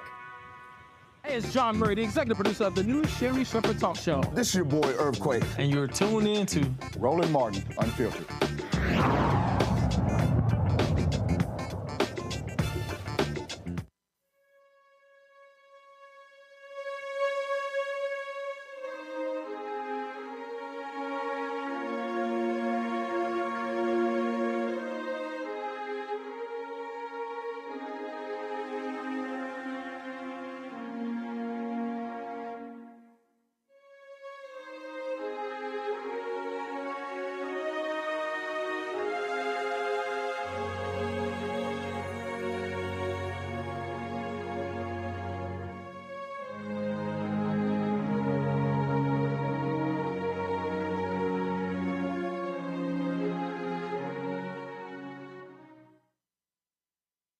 Folks, we got the news today that 76-year-old actor and athlete Carl Weathers, who starred as Apollo Creed in the first 4 Rocky films, also appeared in Predator, Happy Gilmore, and dozens of other movies and TV shows, died at the age of 76. His family released this statement about his passing. We're deeply saddened to announce the passing of Carl Weathers.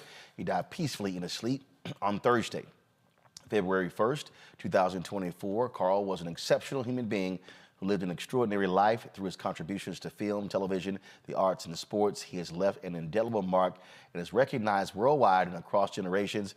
He was a beloved father, grandfather, partner, and friend. The New Orleans native played college football at San Diego State and briefly played professionally with the Oakland Raiders, as well as in the Canadian Football League, the BC Lions. In the 70s, he gave up football to pursue acting. He starred in 2 blaxploitation movies before landing his role in the blockbuster franchise Rocky. He's survived by his sons Matthew and Jason, and of course, wasn't Action Jackson set in Detroit? Was this where it was set? So that was always one of my favorites of Carl Weathers in Action Jackson. Matt, shaking your head.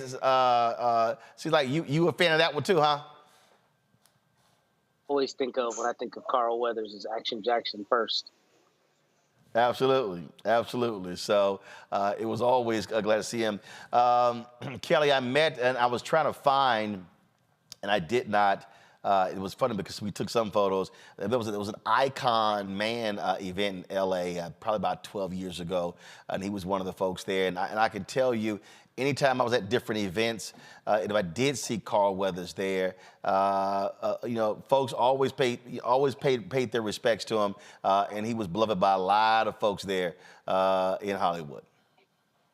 I mean, I have yet, in all the tributes that I've seen thus far this evening, I've yet to see anything that reflects even an inkling of content towards this man. He, by all accounts, was a wonderful human being. Actually, one of my favorite roles that he played was in The Mandalorian, as well as I believe the last season of In the Heat of the Night. Yep, he was in that. He was in that. Love that. Yeah, I love that show, and that was my first introduction to Carl Weathers. So I respect his craft. I respect everything about him. Certainly, his talent is going to be missed considerably in Hollywood. Indeed. Michael? Yeah, I remember Carl Weathers in Bucktown with Fred Williamson. I remember him on Good Times, husband of the Wiggler, the woman who JJ was doing a portrait of. Of course, we remember him in the Rocky movies. He really broke out in the Rocky movies. I don't think Sylvester Stallone had to kill the brother though in Rocky IV, but that's a whole nother conversation. But also, I went to go see him in the theater in Action Jackson, co-starring with Vanity as well. And yes, it was set in Detroit. And I was hoping they would make that into a series, but they never did. He was excellent in Action Jackson. So yes, he was on In the Heat of the Night as well. After Howard Rollins I think after Howard Rollins left the show, he was on In the Heat of the Night also. So this is a big loss. He was a fantastic actor, and we're going to learn, and fantastic human being as well. But we're going to learn more about him as the days go on also. Folks, yesterday, of course, we learned the sad news of the passing of Joe Madison, and so many tributes have poured in for Joe, passed away at the age of 74. Of course, longtime voice, Radio Hall of Fame as well. Today on Clay Cane's show, Vice President Kamala Harris called in to share her thoughts about Joe Madison, the Black Eagle. In honor of Mr. Joe Madison, it is truly a pleasure to have on Vice President Kamala Harris. Thank you for being here, Vice President Kamala Harris. Thank you, Clay. I'm actually on Air Force Two heading to South Carolina. I know Joe would want that. I'm heading over there because we want to make sure everybody gets out to vote for the first Democratic primary, and for the first time historically it'll be in South Carolina. But I just have to say to you, to your listeners, to Sherry, Mr. Madison's wife, and their children, I was so very sorry to hear the news of his passing. I just talked to him, I think it was about 2 weeks ago, and I love Joe Madison. I have to tell you, he was one of the first interviews I did when I arrived in D.C. in the United States Senate. I looked it up. It was in that February. I arrived in D.C. that January of 2017, and Joe Madison was one of the first serious interviews that I did after becoming only the second black woman to join the United States Senate. And he was just such a dear, and just I always just enjoyed just talking with him and laughing with him about our world and our country. Absolutely. And Vice President Harris, the road to Congress really was talking to Joe Madison. It honestly was talking to Joe Madison. That was such an important part if you wanted to connect with black communities, talking to him. What are your memories sitting down with the one and only Mr. Joe Madison? Joe Madison, first of all, my memories are of over the years, whenever there was a moment in terms of what was happening in our country that was a significant moment, an inflection moment, I always talked with Joe Madison. And in fact, the first interview I did was after or during the time that I was questioning the then Attorney General that was being appointed, Jeff Sessions, under then President Trump. And over the years, whenever every big moment came, I would talk with Joe Madison, and he would always be able to, in the conversation, remind us all about the history on an issue. He always had a perspective that is a reflection of the voice of the people. And then he always had a wonderful way of finding something humorous about the moment, in a way that we all understood the ironies of these moments, the hypocrisy of the moment, but also when we could even just think about the joy of a moment. And Joe would always ask, Joe Madison would always ask, and he would ask of us all to ask, what are we going to do about it, whatever that moment was, especially when it was a challenging moment. Before you go, Vice President Harris, we all know that Mr. Joe Madison was a true advocate for voting rights. He went on a hunger strike. That is part of his legacy. If you could just speak to the audience of the kind of work that he did around voting rights, and especially in this 2024 election cycle, how he would want us to show up, how he would want us to participate. So the character of Joe Madison that I so admired is the character that he had an incredible sense of optimism about what is possible, but it was, to your point, a lived experience for him that he reminded us all of, that you got to fight. You got to fight for progress, and you can't be passive. You can't be a passive observer. Joe Madison loves our people and always had an incredible amount of pride, and that pride extended to always, reminding us all that we got to participate, we got to be active around election time, we got to vote.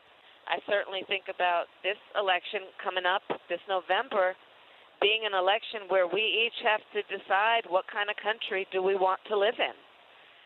And I think that, you know, knowing Joe, if I could be so bold as to say, he would say, well, you can participate in deciding what kind of country you want to live in, and one way to do that is by voting. I truly thank you. My audience thanks you for coming on in this moment and speaking to us. Vice President Kamala Harris, it is truly an honor. Thank you once again for coming on to honor family, Mr. Joe Madison. Thank you, Vice President Kamala Harris. I thank you, and let me just say, I know that all of the listeners are part of his family, and I know I will say it as somebody who has been honored to be a part of the conversations with him, that Doug and I, we send our prayers to Sherry and their children and to everybody, because I know how he really loved the people he worked with, and it was part of his family as well. So I'm just thinking of all of you, and let's just keep that incredible Joe Madison alive in terms of his spirit in our memories and in our thoughts. And thank you, and take care. I'll talk to you later. Thank you. Vice President Kamala Harris honoring Mr. Joe Madison. Thank you so much. You have a good day. Be safe. Be blessed.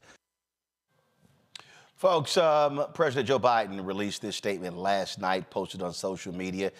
Joe Madison was the voice of a generation, whether it was a hunger strike for voting rights or his advocacy for anti-lynching legislation that I was proud to sign in 2022. He fought hard against injustice. Jill and my thoughts are with his wife, Sherry, and entire family. Joining us right now, Melanie Campbell. She's president and CEO.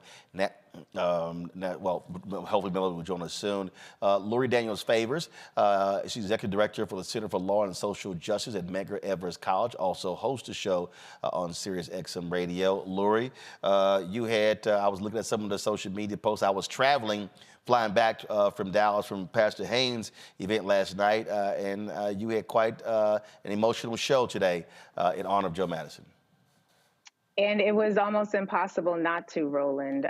Quite frankly, you know, there's this phrase that says when an elder dies, it's as if an entire library has burned down. And when it comes to Joe Madison, the wealth of knowledge that he shared, not just knowledge gained from study, but knowledge gained from experience, the way that he was completely selfless with mentoring young folk coming behind him, the way he was unapologetic in demanding excellence in service to this community and valuing our community. I mean, yeah, it was hard not to be emotional. It was hard not to be emotional. And I think anyone who was privileged enough, as you well know, to ever sit with him, speak with him, learn from him, we are all crystal clear about the role that he played, and this is a significant loss. And obviously, when you talk about someone who's on radio, I mean, it's people, it's family. People are calling in, they're sharing their thoughts and reflections, and you're literally with them every single day as they're in the car taking their kids to school, as they're at work, as they are, you know, cleaning up around the house. And so it's a much more, I think it's a much more personal relationship than it is even people who watch you on television. Radio just totally different. Yeah, and one of the things he cultivated was that sense of community. You know, today my show was dedicated to callers who just needed a space to voice, needed a space to share in grief and to mourn. And it was the honor of a lifetime to be able to take that slot following him, because we consider him the anchor at Sirius XM Urban View. He helped to not only create a path for all the rest of us, but he helped to curate the appetite within our community for knowledge. He helped to curate an appetite for desiring to answer that question, what are you going to do about it? And he wasn't asking that question to be facetious. And we actually had a caller on today who said that Joe Madison had chastised him once when he called in, and he wanted to know, when was Joe going to pass the baton? And Baba Joe Madison was like, I'm not passing you my baton. My torch. I will light your torch, but I'm not going to give you my torch, because then I'm in the dark and I'm in the cold. And we have to not just think about passing a torch, but using our wisdom, those who are elders, to light the torches of those coming behind us, because we don't want anyone in the dark. We want us all to be able to be pointed towards the light. And that was something he did masterfully. And One of the benefits that we do have, however, for those of you who are listeners of SiriusXM, you know that for the past several months while he was navigating his transition, and we were praying for him, rooting for him, every morning, 4-hour show, still able to run on the classics because the decades of work that he had done, the interviews, the conversations, as relevant now as they had ever been. And so truly it is, again, as I said, a significant loss. The difference I would say here is that we have his messaging. We have access to his content. We have access to his voice still, even in this time. And that's something that I think is going to be a real source of comfort for a lot of folks. Michael Imhotep, your thoughts? I live in Detroit. From Detroit, I remember hearing Joe Madison years ago on the radio here in Detroit. I think it was WXYZ radio. And he actually came to my school when I was in high school. And he spoke to us in the auditorium, Cass Tech. And I remember him talking about, one of the things I remember him saying is that, a lot of people were talking about African Americans being athletes, things like this, and a lot of African American children being athletes. But he told us that there were more Black people working at NASA using their brains than there are professional athletes, right? And now this was years before Hidden Figures came out, years before we learned about Katherine Johnson and the human computers, the African-American women who wrote code. And I remember seeing Joe Madison a few times here on Roland Martin Unfiltered as well. This is a huge loss. He was an activist as well. He wasn't just a radio host. He was an activist involved in the NAACP here in Detroit. Then he goes on to Washington, D.C. So, this is a huge loss, but I think it's a testament, and there's a big difference between podcasters or people who are YouTube personalities and people who learn this craft and use it for the betterment of African Americans and the betterment of America in general. That's right. Matt? I found the Black Eagle when I was in law school, and all I will say is that I hope that I leave a legacy of being as fearless and as direct in not only what I'm saying and in advocating for my people, but that there never be a question of where my loyalty lies and where my pursuit of the truth lies. And that's what I think of when I think of the Black Eagle, is fearlessness, right? I mean, as a lawyer, that's what I try to exude when I'm representing clients, and that's what he did for our people. He was fearless, and he asked the questions other people are afraid to ask, and called us to task. And I hope that I leave the same kind of legacy, because that's what I think of when I think of the Black Eagle. Melody Campbell joins us right now, National Coalition on Civic Voter Participation. She's there in South Carolina. Melody, go right ahead with your reflections about Joe Madison. Hi, Roland. We're out here in South Carolina. One of the things that that I loved about our brother Joe Madison, the Black Eagle, he was just so unapologetic about being Black, about speaking up for Black, by challenging all of us. I'm here in South Carolina. One of the things we know about his history, his NAACP history, was about making sure that we voted. He just could not stand people not exercising the power of our ballot. And so I thought about that, Roland. And back in October was the last time I was blessed to be on his show when we went down to Florida. And, we spent time talking about how we got to get this thing done, what's at stake. It's still like, I know he's gone, but it's just his light was so strong. I just can't believe that light has been extinguished on this side of glory. But it also, everywhere we've been, people have been mentioning it, Joe Madison, in the space we're in right now, Roland, with the brothers. Brothers are talking about it. Spent some time to just take a moment because his voice resonated for brothers from all walks of life. And so it's a great, great loss. And the only thing I know we do is we keep fighting and we keep doing the work while we're here. And I know he was close with you. Go right ahead. I'm sorry. Go ahead. And I know you guys were close. And I'm really sad. I'm just honest. I'm really sad. And just going to keep fighting and remembering him by doing the work and doing the best we can to make sure our people are not wiped out in this political process by making sure that we maximize our power through that vote. Indeed, indeed. Melanie Campbell, we appreciate it. Thanks a lot. Thank you, Ro. Folks, last night I was in Dallas at the installation service for Reverend Dr. Frederick Haynes, the new president and CEO of the National Urban League. Reverend Al Sharpton caught up with him, and here's what he had to say about the Black Eagle. All right, here we go. 3, 2, 1. Just your thoughts on the Black Eagle, Joe Madison. Well, no one was longer and stronger in communicating to our people and to the world what liberation was about. He did it in season and out of season. And there will not be one that can replace Joe Madison. Joe Madison, the Black Eagle, lasted decades as a voice that was unfiltered and that was unafraid. And he'll be greatly missed, a real giant. Who leads the MLK Memorial Foundation, got the opportunity to also talk with Harry, and he talked about the role that Joe played in the building of the MLK Memorial. All right. Again, how critical was Joe, his voice, especially when it came to the memorial?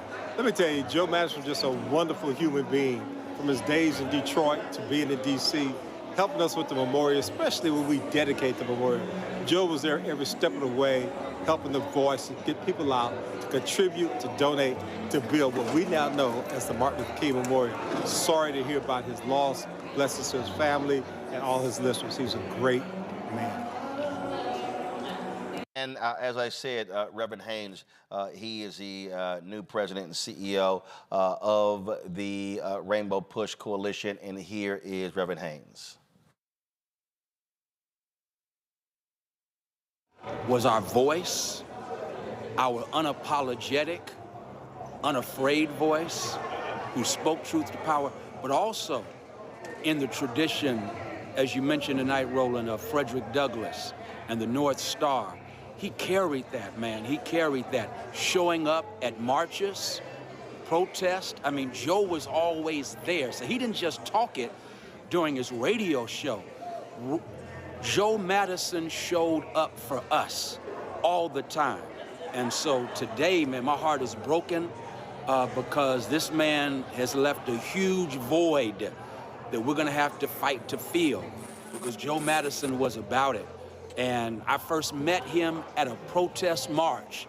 That's how serious, I'd heard his voice, but I saw him at a protest march because Joe Madison was about it. So he's gonna be missed because he truly was the Black Eagle.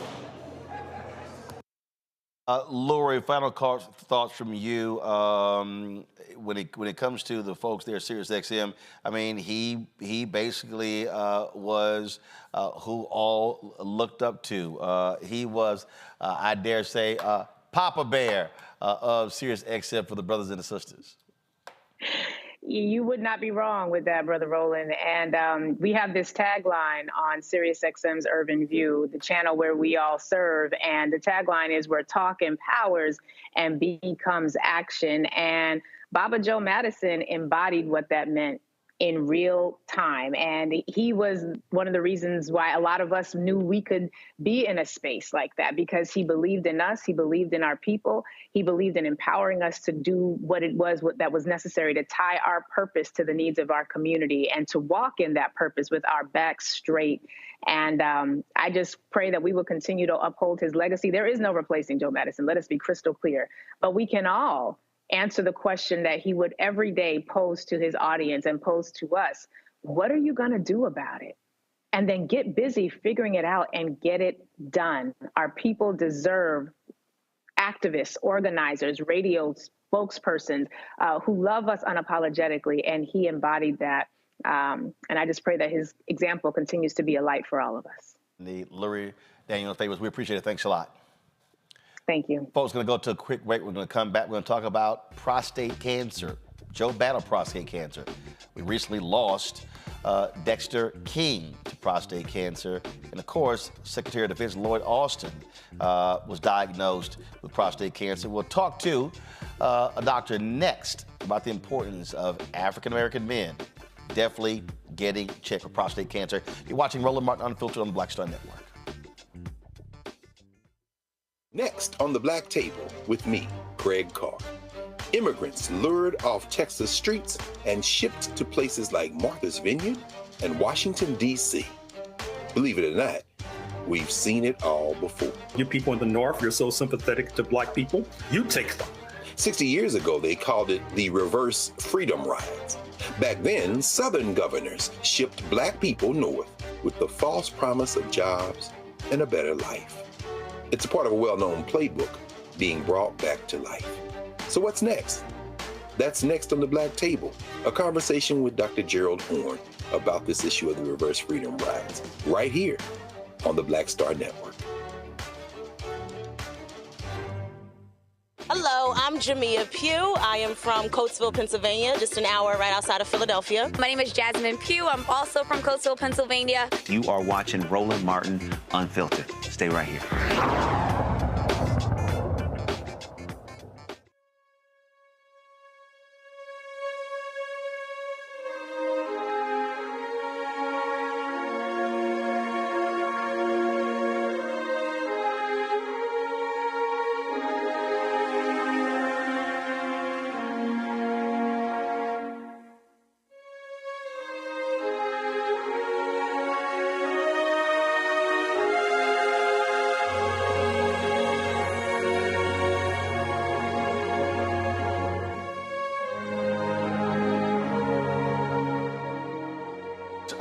Joe Madison, who passed away at the age of 74, battled prostate cancer on a couple of occasions. He previously had defeated prostate cancer in 2022 when he was on his hunger strike for voting rights.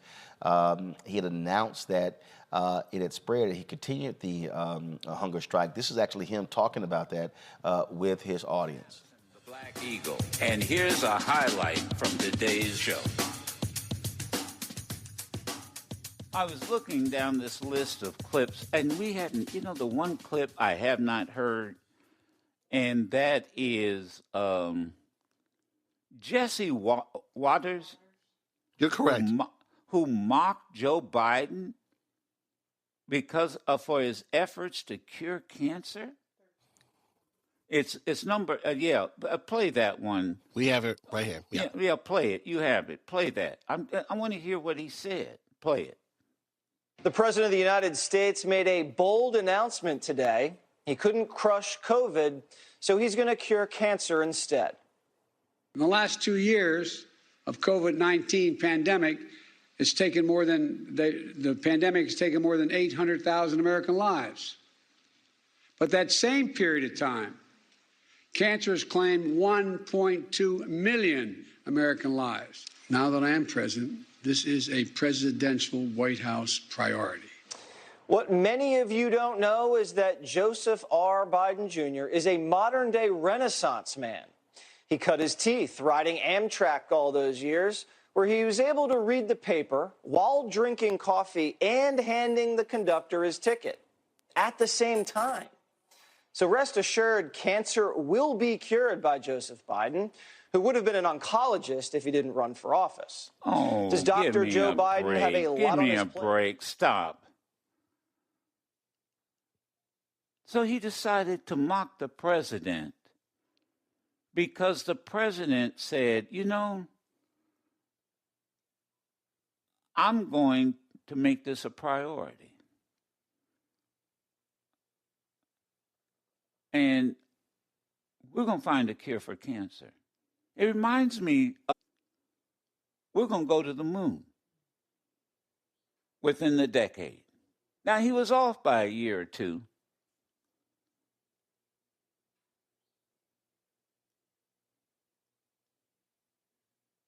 God. And I'm thinking, wait a minute, let me say this. Maybe some of you did not know this. Michelangelo Signorelli, we've been talking. we both are cancer survivors. He found out he had prostate cancer. I found out. Now let me share this with you.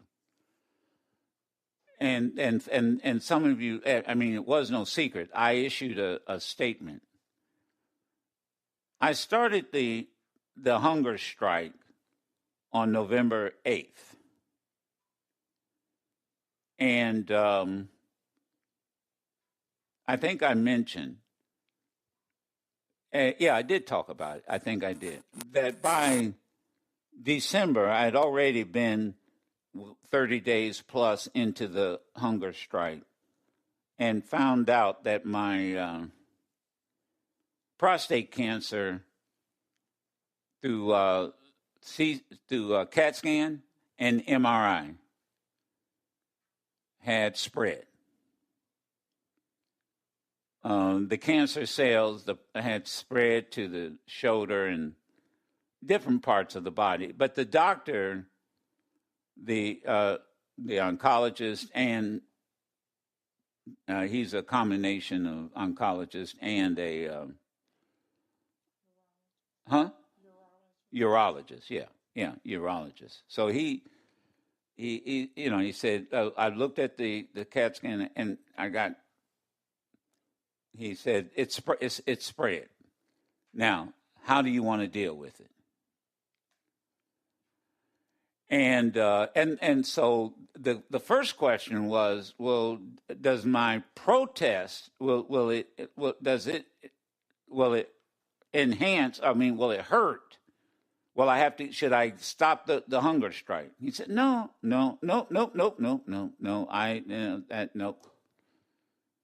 That won't. He said, but if you decide to go with this treatment, it's hormonal, right? You're going to have to come in every 3 months and get infusion, in other words, injections in your stomach every 3 months. I said, well, for how long? And this was within, this is, the first one was mid-December. He said, really, for the rest of your life. Wow. And so and what if I decide not to take this treatment? What if I just decide, you know what, I can't be running back to the hospital every 3 months and going through and getting an injection? What if I'm thinking this, I wasn't speaking it, I was thinking it. What if I just say, forget it? And I just won't bother for this kind of treatment. So what would happen? And the urologist, very in a deadpan kind of way, well, you'll be dead in 1.5 years. Oh, and by the way, during that 1.5 years, we'll be giving you pain medication because you'll be in tremendous pain. Oh, okay. Well, that answers that question. What do you say, Sherry? Every 3 months doesn't sound bad. Every 3 months. Folks, joining us now, Dr. Terry Mason. He's the host of The Doctor in the House with Dr. Terry Mason on WVON Radio, 1690 AM, the Talk of Chicago. Terry, always glad to see you and chat with you. Over the years, you and I have discussed this issue on many occasions, how critically important it is for men, but especially black men, to get their regular checkups when it comes to prostate cancer. Like I said, Dexter King just passed away, age of 62, due to prostate cancer. Secretary of Defense Lloyd Austin found out he's 70 years old. Joe chose to be public. Austin chose to be extremely private, didn't even tell the president.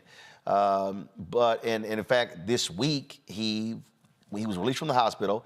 He held his news conference where he apologized for this. Pentagon, I did want to address my recent hospital stay and some of the issues around it. I'm recovering well, but as you can see, I'm still recovering. I'm still having some leg pain and doing physical therapy to get past it. I'm deeply grateful to my doctors and the nursing staff at Walter Reed, and I very much appreciate all the good wishes. But I want to be crystal clear. We did not handle this right, and I did not handle this right. I should have told the president about my cancer diagnosis. I should have also told my team and the American public. And I take full responsibility. I apologize to my teammates and to the American people. Now, I want to make it very clear that there were no gaps in authorities and no risk to the department's command and control. At every moment, either I or the Deputy Secretary was in full charge.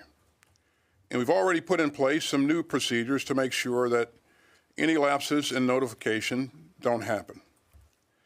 In the future, if the Deputy Secretary needs to temporarily assume the duties of my office, she and several White House... So, Terry, look, people decide on their own. Do they want to go public? Do they want to remain private? When Richard Roundtree was diagnosed with pancreatic cancer, he didn't tell anyone. He didn't tell the woman he was involved with that he was dating, and he chose to keep it private. I remember talking to, I do remember talking to Richard, though, about breast cancer. And when he said he initially wanted to be private, then he went public. And he got on an airplane, and a flight attendant said, "Thank you so much for telling your story, because after you told your story, I made my husband go get checked, and he was diagnosed with breast cancer, and your testimony saved his life." That's not uncommon, that one person catalyzes a movement, and it's a great thing, especially men in cancer. You know, being a urologist for nearly 30 years, you get to see that men, though we are portrayed as being super strong and super vigilant, sometimes it's very difficult to divulge these things because it may make some of us think that we're being weak. And so that's not true. You know that's not true, and I know that's not true. Mm-hmm. So what I will say is this, and that was why when I was in practice, what I did, we started a group, a prostate cancer survivors group, where we actually had the patients, the husbands, and the wives, anybody else in the family that wanted to come and share. Because what happens when you get something like this, a lot of times you think you're the only one, and that's not true. And there's comfort in knowing that there's other people that are going through what you're going through, especially with some of the side effects of some of the treatment, particularly the hormonal treatment. Because what happens, if I can take a minute, if that's all right. Go ahead. What prostate cancer, we believe that it is fed by the male hormone testosterone, which is made obviously in our testicles. And one of the treatments, particularly as we get more spread of the disease, is to remove the source of the testosterone, which is the testicles. And in the old days, that's what we used to do. I used to take out the testicles. But nowadays, they have a drug that they can administer that lasts for 3 months, 6 months, or in some of them over a year, that actually shuts off the testosterone. And what happens is it puts men into menopause, just like a woman. They start having hot flashes. It's a very difficult thing to deal with, but it is one of the treatments, along with the other chemotherapeutic agents that some of the oncologists will talk about. And I'll stop right there. I remember when there were some changes to the PSA test, and I had you on. I can't remember. It could have been the Tom Jordan Morning Show or my TV One show. I can't remember. And you were like, "Nah, bros, don't listen to that." And you have this conflicting information. So when it comes to getting prostate checked, first off, what's the process? Because you got some men out there who thinking, man, they got visions of somebody putting the glove on, and doctors like, calm down. That's not always happens. You got blood work that's done as well. Walk us through how are you checking for prostate cancer? Number one, you always do a history to find out whether or not there's anything in the family. Secondly, you want to also do a rectal exam. But hold on one second. I want to go back to that. When you say history in the family, so what are you looking for? What are you looking for? Hey, uncle, cousin, brother, and you want to know at what age, right? Yes, it's a full. What we do is, unfortunately, a lot of times we don't have that information. Because we don't talk about it. We don't talk about it. That's a problem. In fact, I remember when Deion Sanders had the blood clots, it was then his mama told him, oh yeah, your uncle, he said, Mama, all these years, you never told me we had a history of blood clots in my family? Yep. Yeah, that's what happens. And so, because people, men, we get so, I want to call it pseudo-machinized by this thing, by thinking that if you admit that you've got a problem, that you're weak or something's wrong. That's not, and there's nothing that you did, nothing you could do that would have caused you to get it. And there's only things you can do to help yourself as you are diagnosed and going through the treatment situation. So that's a real problem. It's a real problem. But what we want to do is, I want to go back. And right now, because of the things that you just talked about happening in the news, with men now coming forth with, or being told or heard about the deaths of someone with prostate cancer, we still got to remember that heart disease kills more black men than prostate cancer. And we're not talking about that. But we ought to talk about that. And most of these diseases that we're talking about are purely dietarily caused diseases, which means they can be avoided. And we're not doing that. Now you said the process was no family history. Then you said a rectal exam. Is there a certain age when that happens? Early on, we started at age 40, and if there was family history, maybe a little earlier. And basically, what it is you insert a greased finger into the rectum, and what you're doing is you're feeling the back wall. You can't feel the whole prostate, but you can feel the back wall of the prostate. And what you're feeling for is it should be tough, pretty much like this little part of your hand that I'm pushing right here. But what we need to do is we're feeling it to see if there's any, like a little pebble in there, because that harder consistency is where we believe the prostate cancer may go, or may be. And the fact that you may have an elevated PSA, we would then recommend a biopsy, that is to take a little piece of tissue from that area to determine whether there's cancer there or not. Now, you mentioned the rectal exam. Now, does the elevated PSA lead to the rectal exam? Or so if the blood worker's going and they say, hey, your PSA test, it looks good, there's no need for rectal exam. You're saying it should be. Yeah, we always did them both. When I was in practice, I always did them both. And first of all, because the PSA can be elevated and the rectal exam could be normal. But so what if the PSA isn't elevated? If the PSA is not elevated and the rectal exam is normal, we don't do any additional testing usually until another year. So but you're saying though, don't just rely on the PSA. That's right. We always did the rectal exam in my office, always, and all the urologists that I know always did it. In fact, one year at the National Medical Association, several years at the National Medical Association, because black doctors don't go to doctors. And well, I'm just telling you. So what we decided to do at the National Medical Association, which is the Black Physicians National Meeting, was to do prostate cancer screening at the meeting. Right. We set it up in the exhibit hall to do it, and we incentivized it. The other thing that we used to do at the NMA was to also do glaucoma screening for black physicians, because black doctors were worse at taking care of their health than the patients they treated. So, good. I'm going in order here. Okay, so here's the question, and then I'm going to have Matt and Mike ask a question as well, and that is, what signs, what symptoms are we looking for? You often hear that, okay, if you're urinating multiple times in the night. I mean, you hear different. So what should we be looking for in terms of symptoms? There are no symptoms of early prostate cancer, period. No, really? No symptoms. No. It's diagnosed usually because you find a nodule, or more likely, you've got an elevated PSA. That's what drives most of the biopsies, that taking tissue from the prostate. Symptoms are the archaic, backwards way of thinking about disease.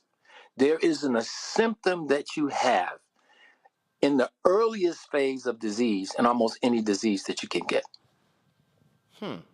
Most symptoms come late, after they're causing a problem.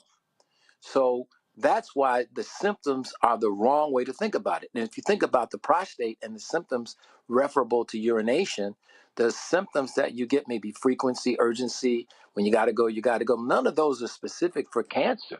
Most of that is going to be more related to just enlargement of the prostate and no cancer at all. Michael, your question for Dr. Terry Mason. All right, Dr. Terry, thanks for coming on, sharing this with us.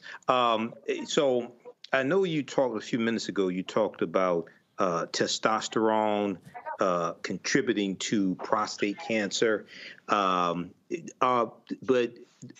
talk about, if you can, the role that diet may contribute to it, consuming red meat, different things like that. Does that contribute to prostate cancer as well? A lack of exercise also. I am so happy you asked that question. Let me tell you something. Now, as what I do now, and I'm retired, happily retired, but what I do now is we have to get to the cause of our diseases. And most of the causes that we have are food. Nobody has a heart attack a heart attack is a food-borne disease. Stroke is a food-borne disease. Vascular problems in the legs is a food-borne disease. These are all diseases caused by food, so much so that I'm convicted that I left practice and became a farmer. Because the question, I don't see anything, I have no patients, I don't want to see any patients. What I do now is I cannot any longer take my time that I have left on the planet to deal with the effect of something. I now need to focus what time I have that left on the planet with my colleagues to deal with the cause of the problem. And we get so excited about all these other things. And the problem is, did you know that eating, and this is from the American Institute of Research on Cancer, 800 scientists in the world, that said that one hot dog, or 4 strips of bacon increase your colorectal cancer risk by 18%. Now, we took that information and we shut down the bacon cooking and what have you in the cafeterias in the hospital. Why should we be, when we know this, why are we serving this to people? Right. And I'm a vegetarian, and there was an article and a study that came out recently. It was late 2023 that talked about how eating one hot dog takes off something like 45 minutes off your lifespan.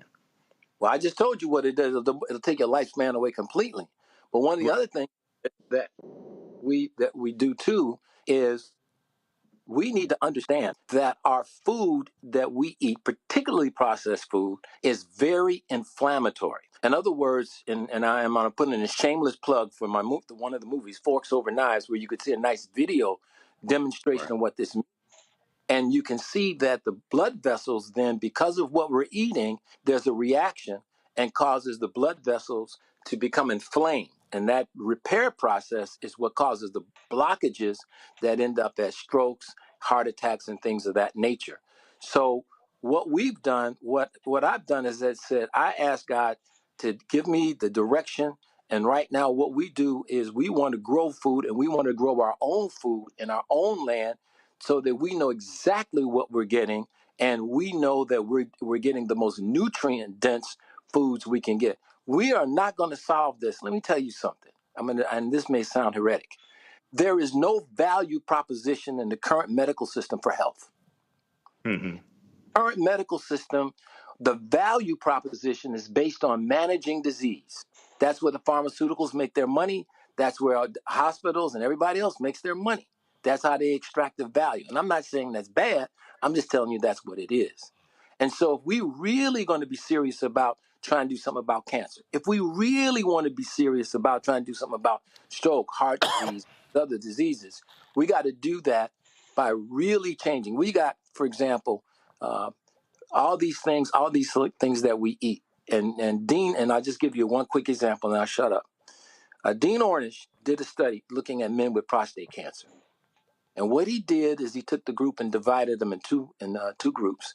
And one group got nothing but a plant-based diet, eating those kinds of things.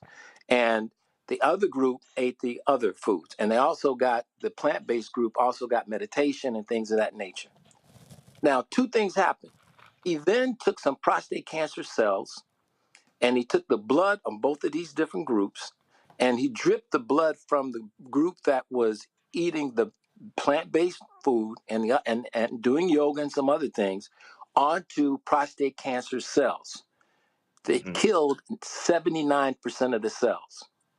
In the group that was eating the regular diet, eating the American way of death, what they found is that when he dripped the blood on, this is peer-reviewed data, this is not my opinion, this is peer-reviewed data. When they dripped the blood on those prostate cancer cells, none of them died.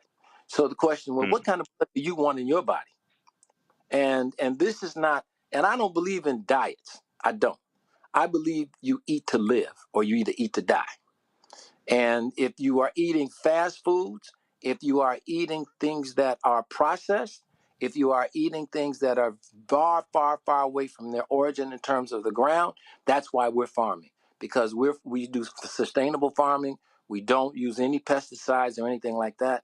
And if you don't grow your food, you don't know what you're eating. And right now, and that's another story Roland, you might want to look up, there's a major land grab in America. Yep. By major corporations because they know what's coming. Matt? All right, thank you.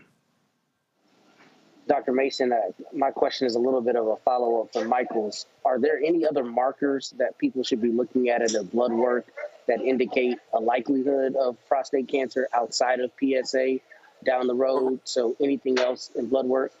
And secondly...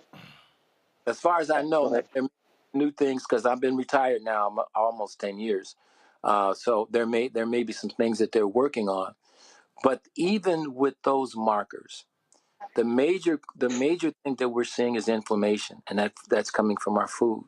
If we really want to begin to do something to help ourselves, either prevent or deal with once here, then we've got to change the way we eat. It's just that right now, we are eating things that are killing. And our children are learning these habits even earlier. I'm afraid to see that, afraid of the potential tsunami of diseases that we're going to see happening in younger and younger children.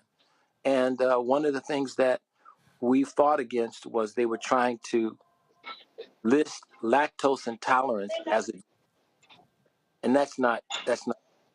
Being lactose intolerant means you can't tolerate the lactase intolerant.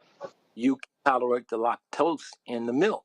And the reason why we can't digest the lactose in the milk is because we're not cows. Exactly. We're not. I know that sounds funny, but it's true. No, you're correct. Yep. And we're not cows, and there's not anything wrong with us not being able to digest lactose. And the one thing, and I'll say this also about cow's milk contains a chemical called insulin growth factor 1. And what it does is it makes cells grow quickly. And it because you got to take this 65-pound calf and put it on the road to become a 400-pound. Now we got 400-pound people. Mm-hmm. So we've got to. This is very serious, and I'm not making light of it all. Mm-hmm. What I'm going to spend the rest of my life doing is working with the people who want to do the farm. Make sure that, and in our neighborhoods, I look at Chicago. One time we had, and Roland knows this. One time we had multiple black banks, and we had 23 automobile dealerships. We had all this stuff, and we controlled what was being cooked in our community, and that's not happening anymore. Indeed, indeed. Dr. Terry Mason, we certainly appreciate you joining us on today's show. Thanks so much. Well, I hope it was helpful. Thank you for Indeed. And you anytime, Roland, you can call me anytime. You know, I remember our days at VON. I think you were still over 3350 then, wasn't you? Yeah. Yeah, that's where I started about 31 years ago. There you go. All right, sir. God bless you, man. I appreciate it. Brothers and sisters, thank you so much. Thanks a bunch. Kelly, Matt, Michael, thanks a bunch as well. Appreciate y'all joining us on today's show. We appreciate it, folks. That is it. I will see you guys on Monday right here on Roland Martin Unfiltered on the Black Star Network. Don't forget to support us in what we do. Join our Brina Funk fan club. Send your check and money order to P.O. Box 57196, Washington, D.C. 20037-0196. Cash App, $RM Unfiltered. PayPal, R Martin Unfiltered. Venmo is RM Unfiltered. Zelle, Roland at RolandSMartin.com. Roland at RolandMartinUnfiltered.com. Also, you can download the Black Star Network app, Apple phone, Android phone, Apple TV, Android TV, Roku, Amazon Fire TV, Xbox One, Samsung Smart TV. You can also watch our 24-hour, 7-day-a-week streaming channel. We're available on Amazon News. Go to Amazon Fire. You can tell Alexa play news from the Black Star Network. Also, you can go to Plex TV, Amazon Freevee, Amazon Prime Video. And be sure to get a copy of my book, White Fear, How the Browning of America is Making White Folks Lose Their Minds, available at bookstores nationwide. Folks, that's it. Y'all have a fantastic weekend. Holla!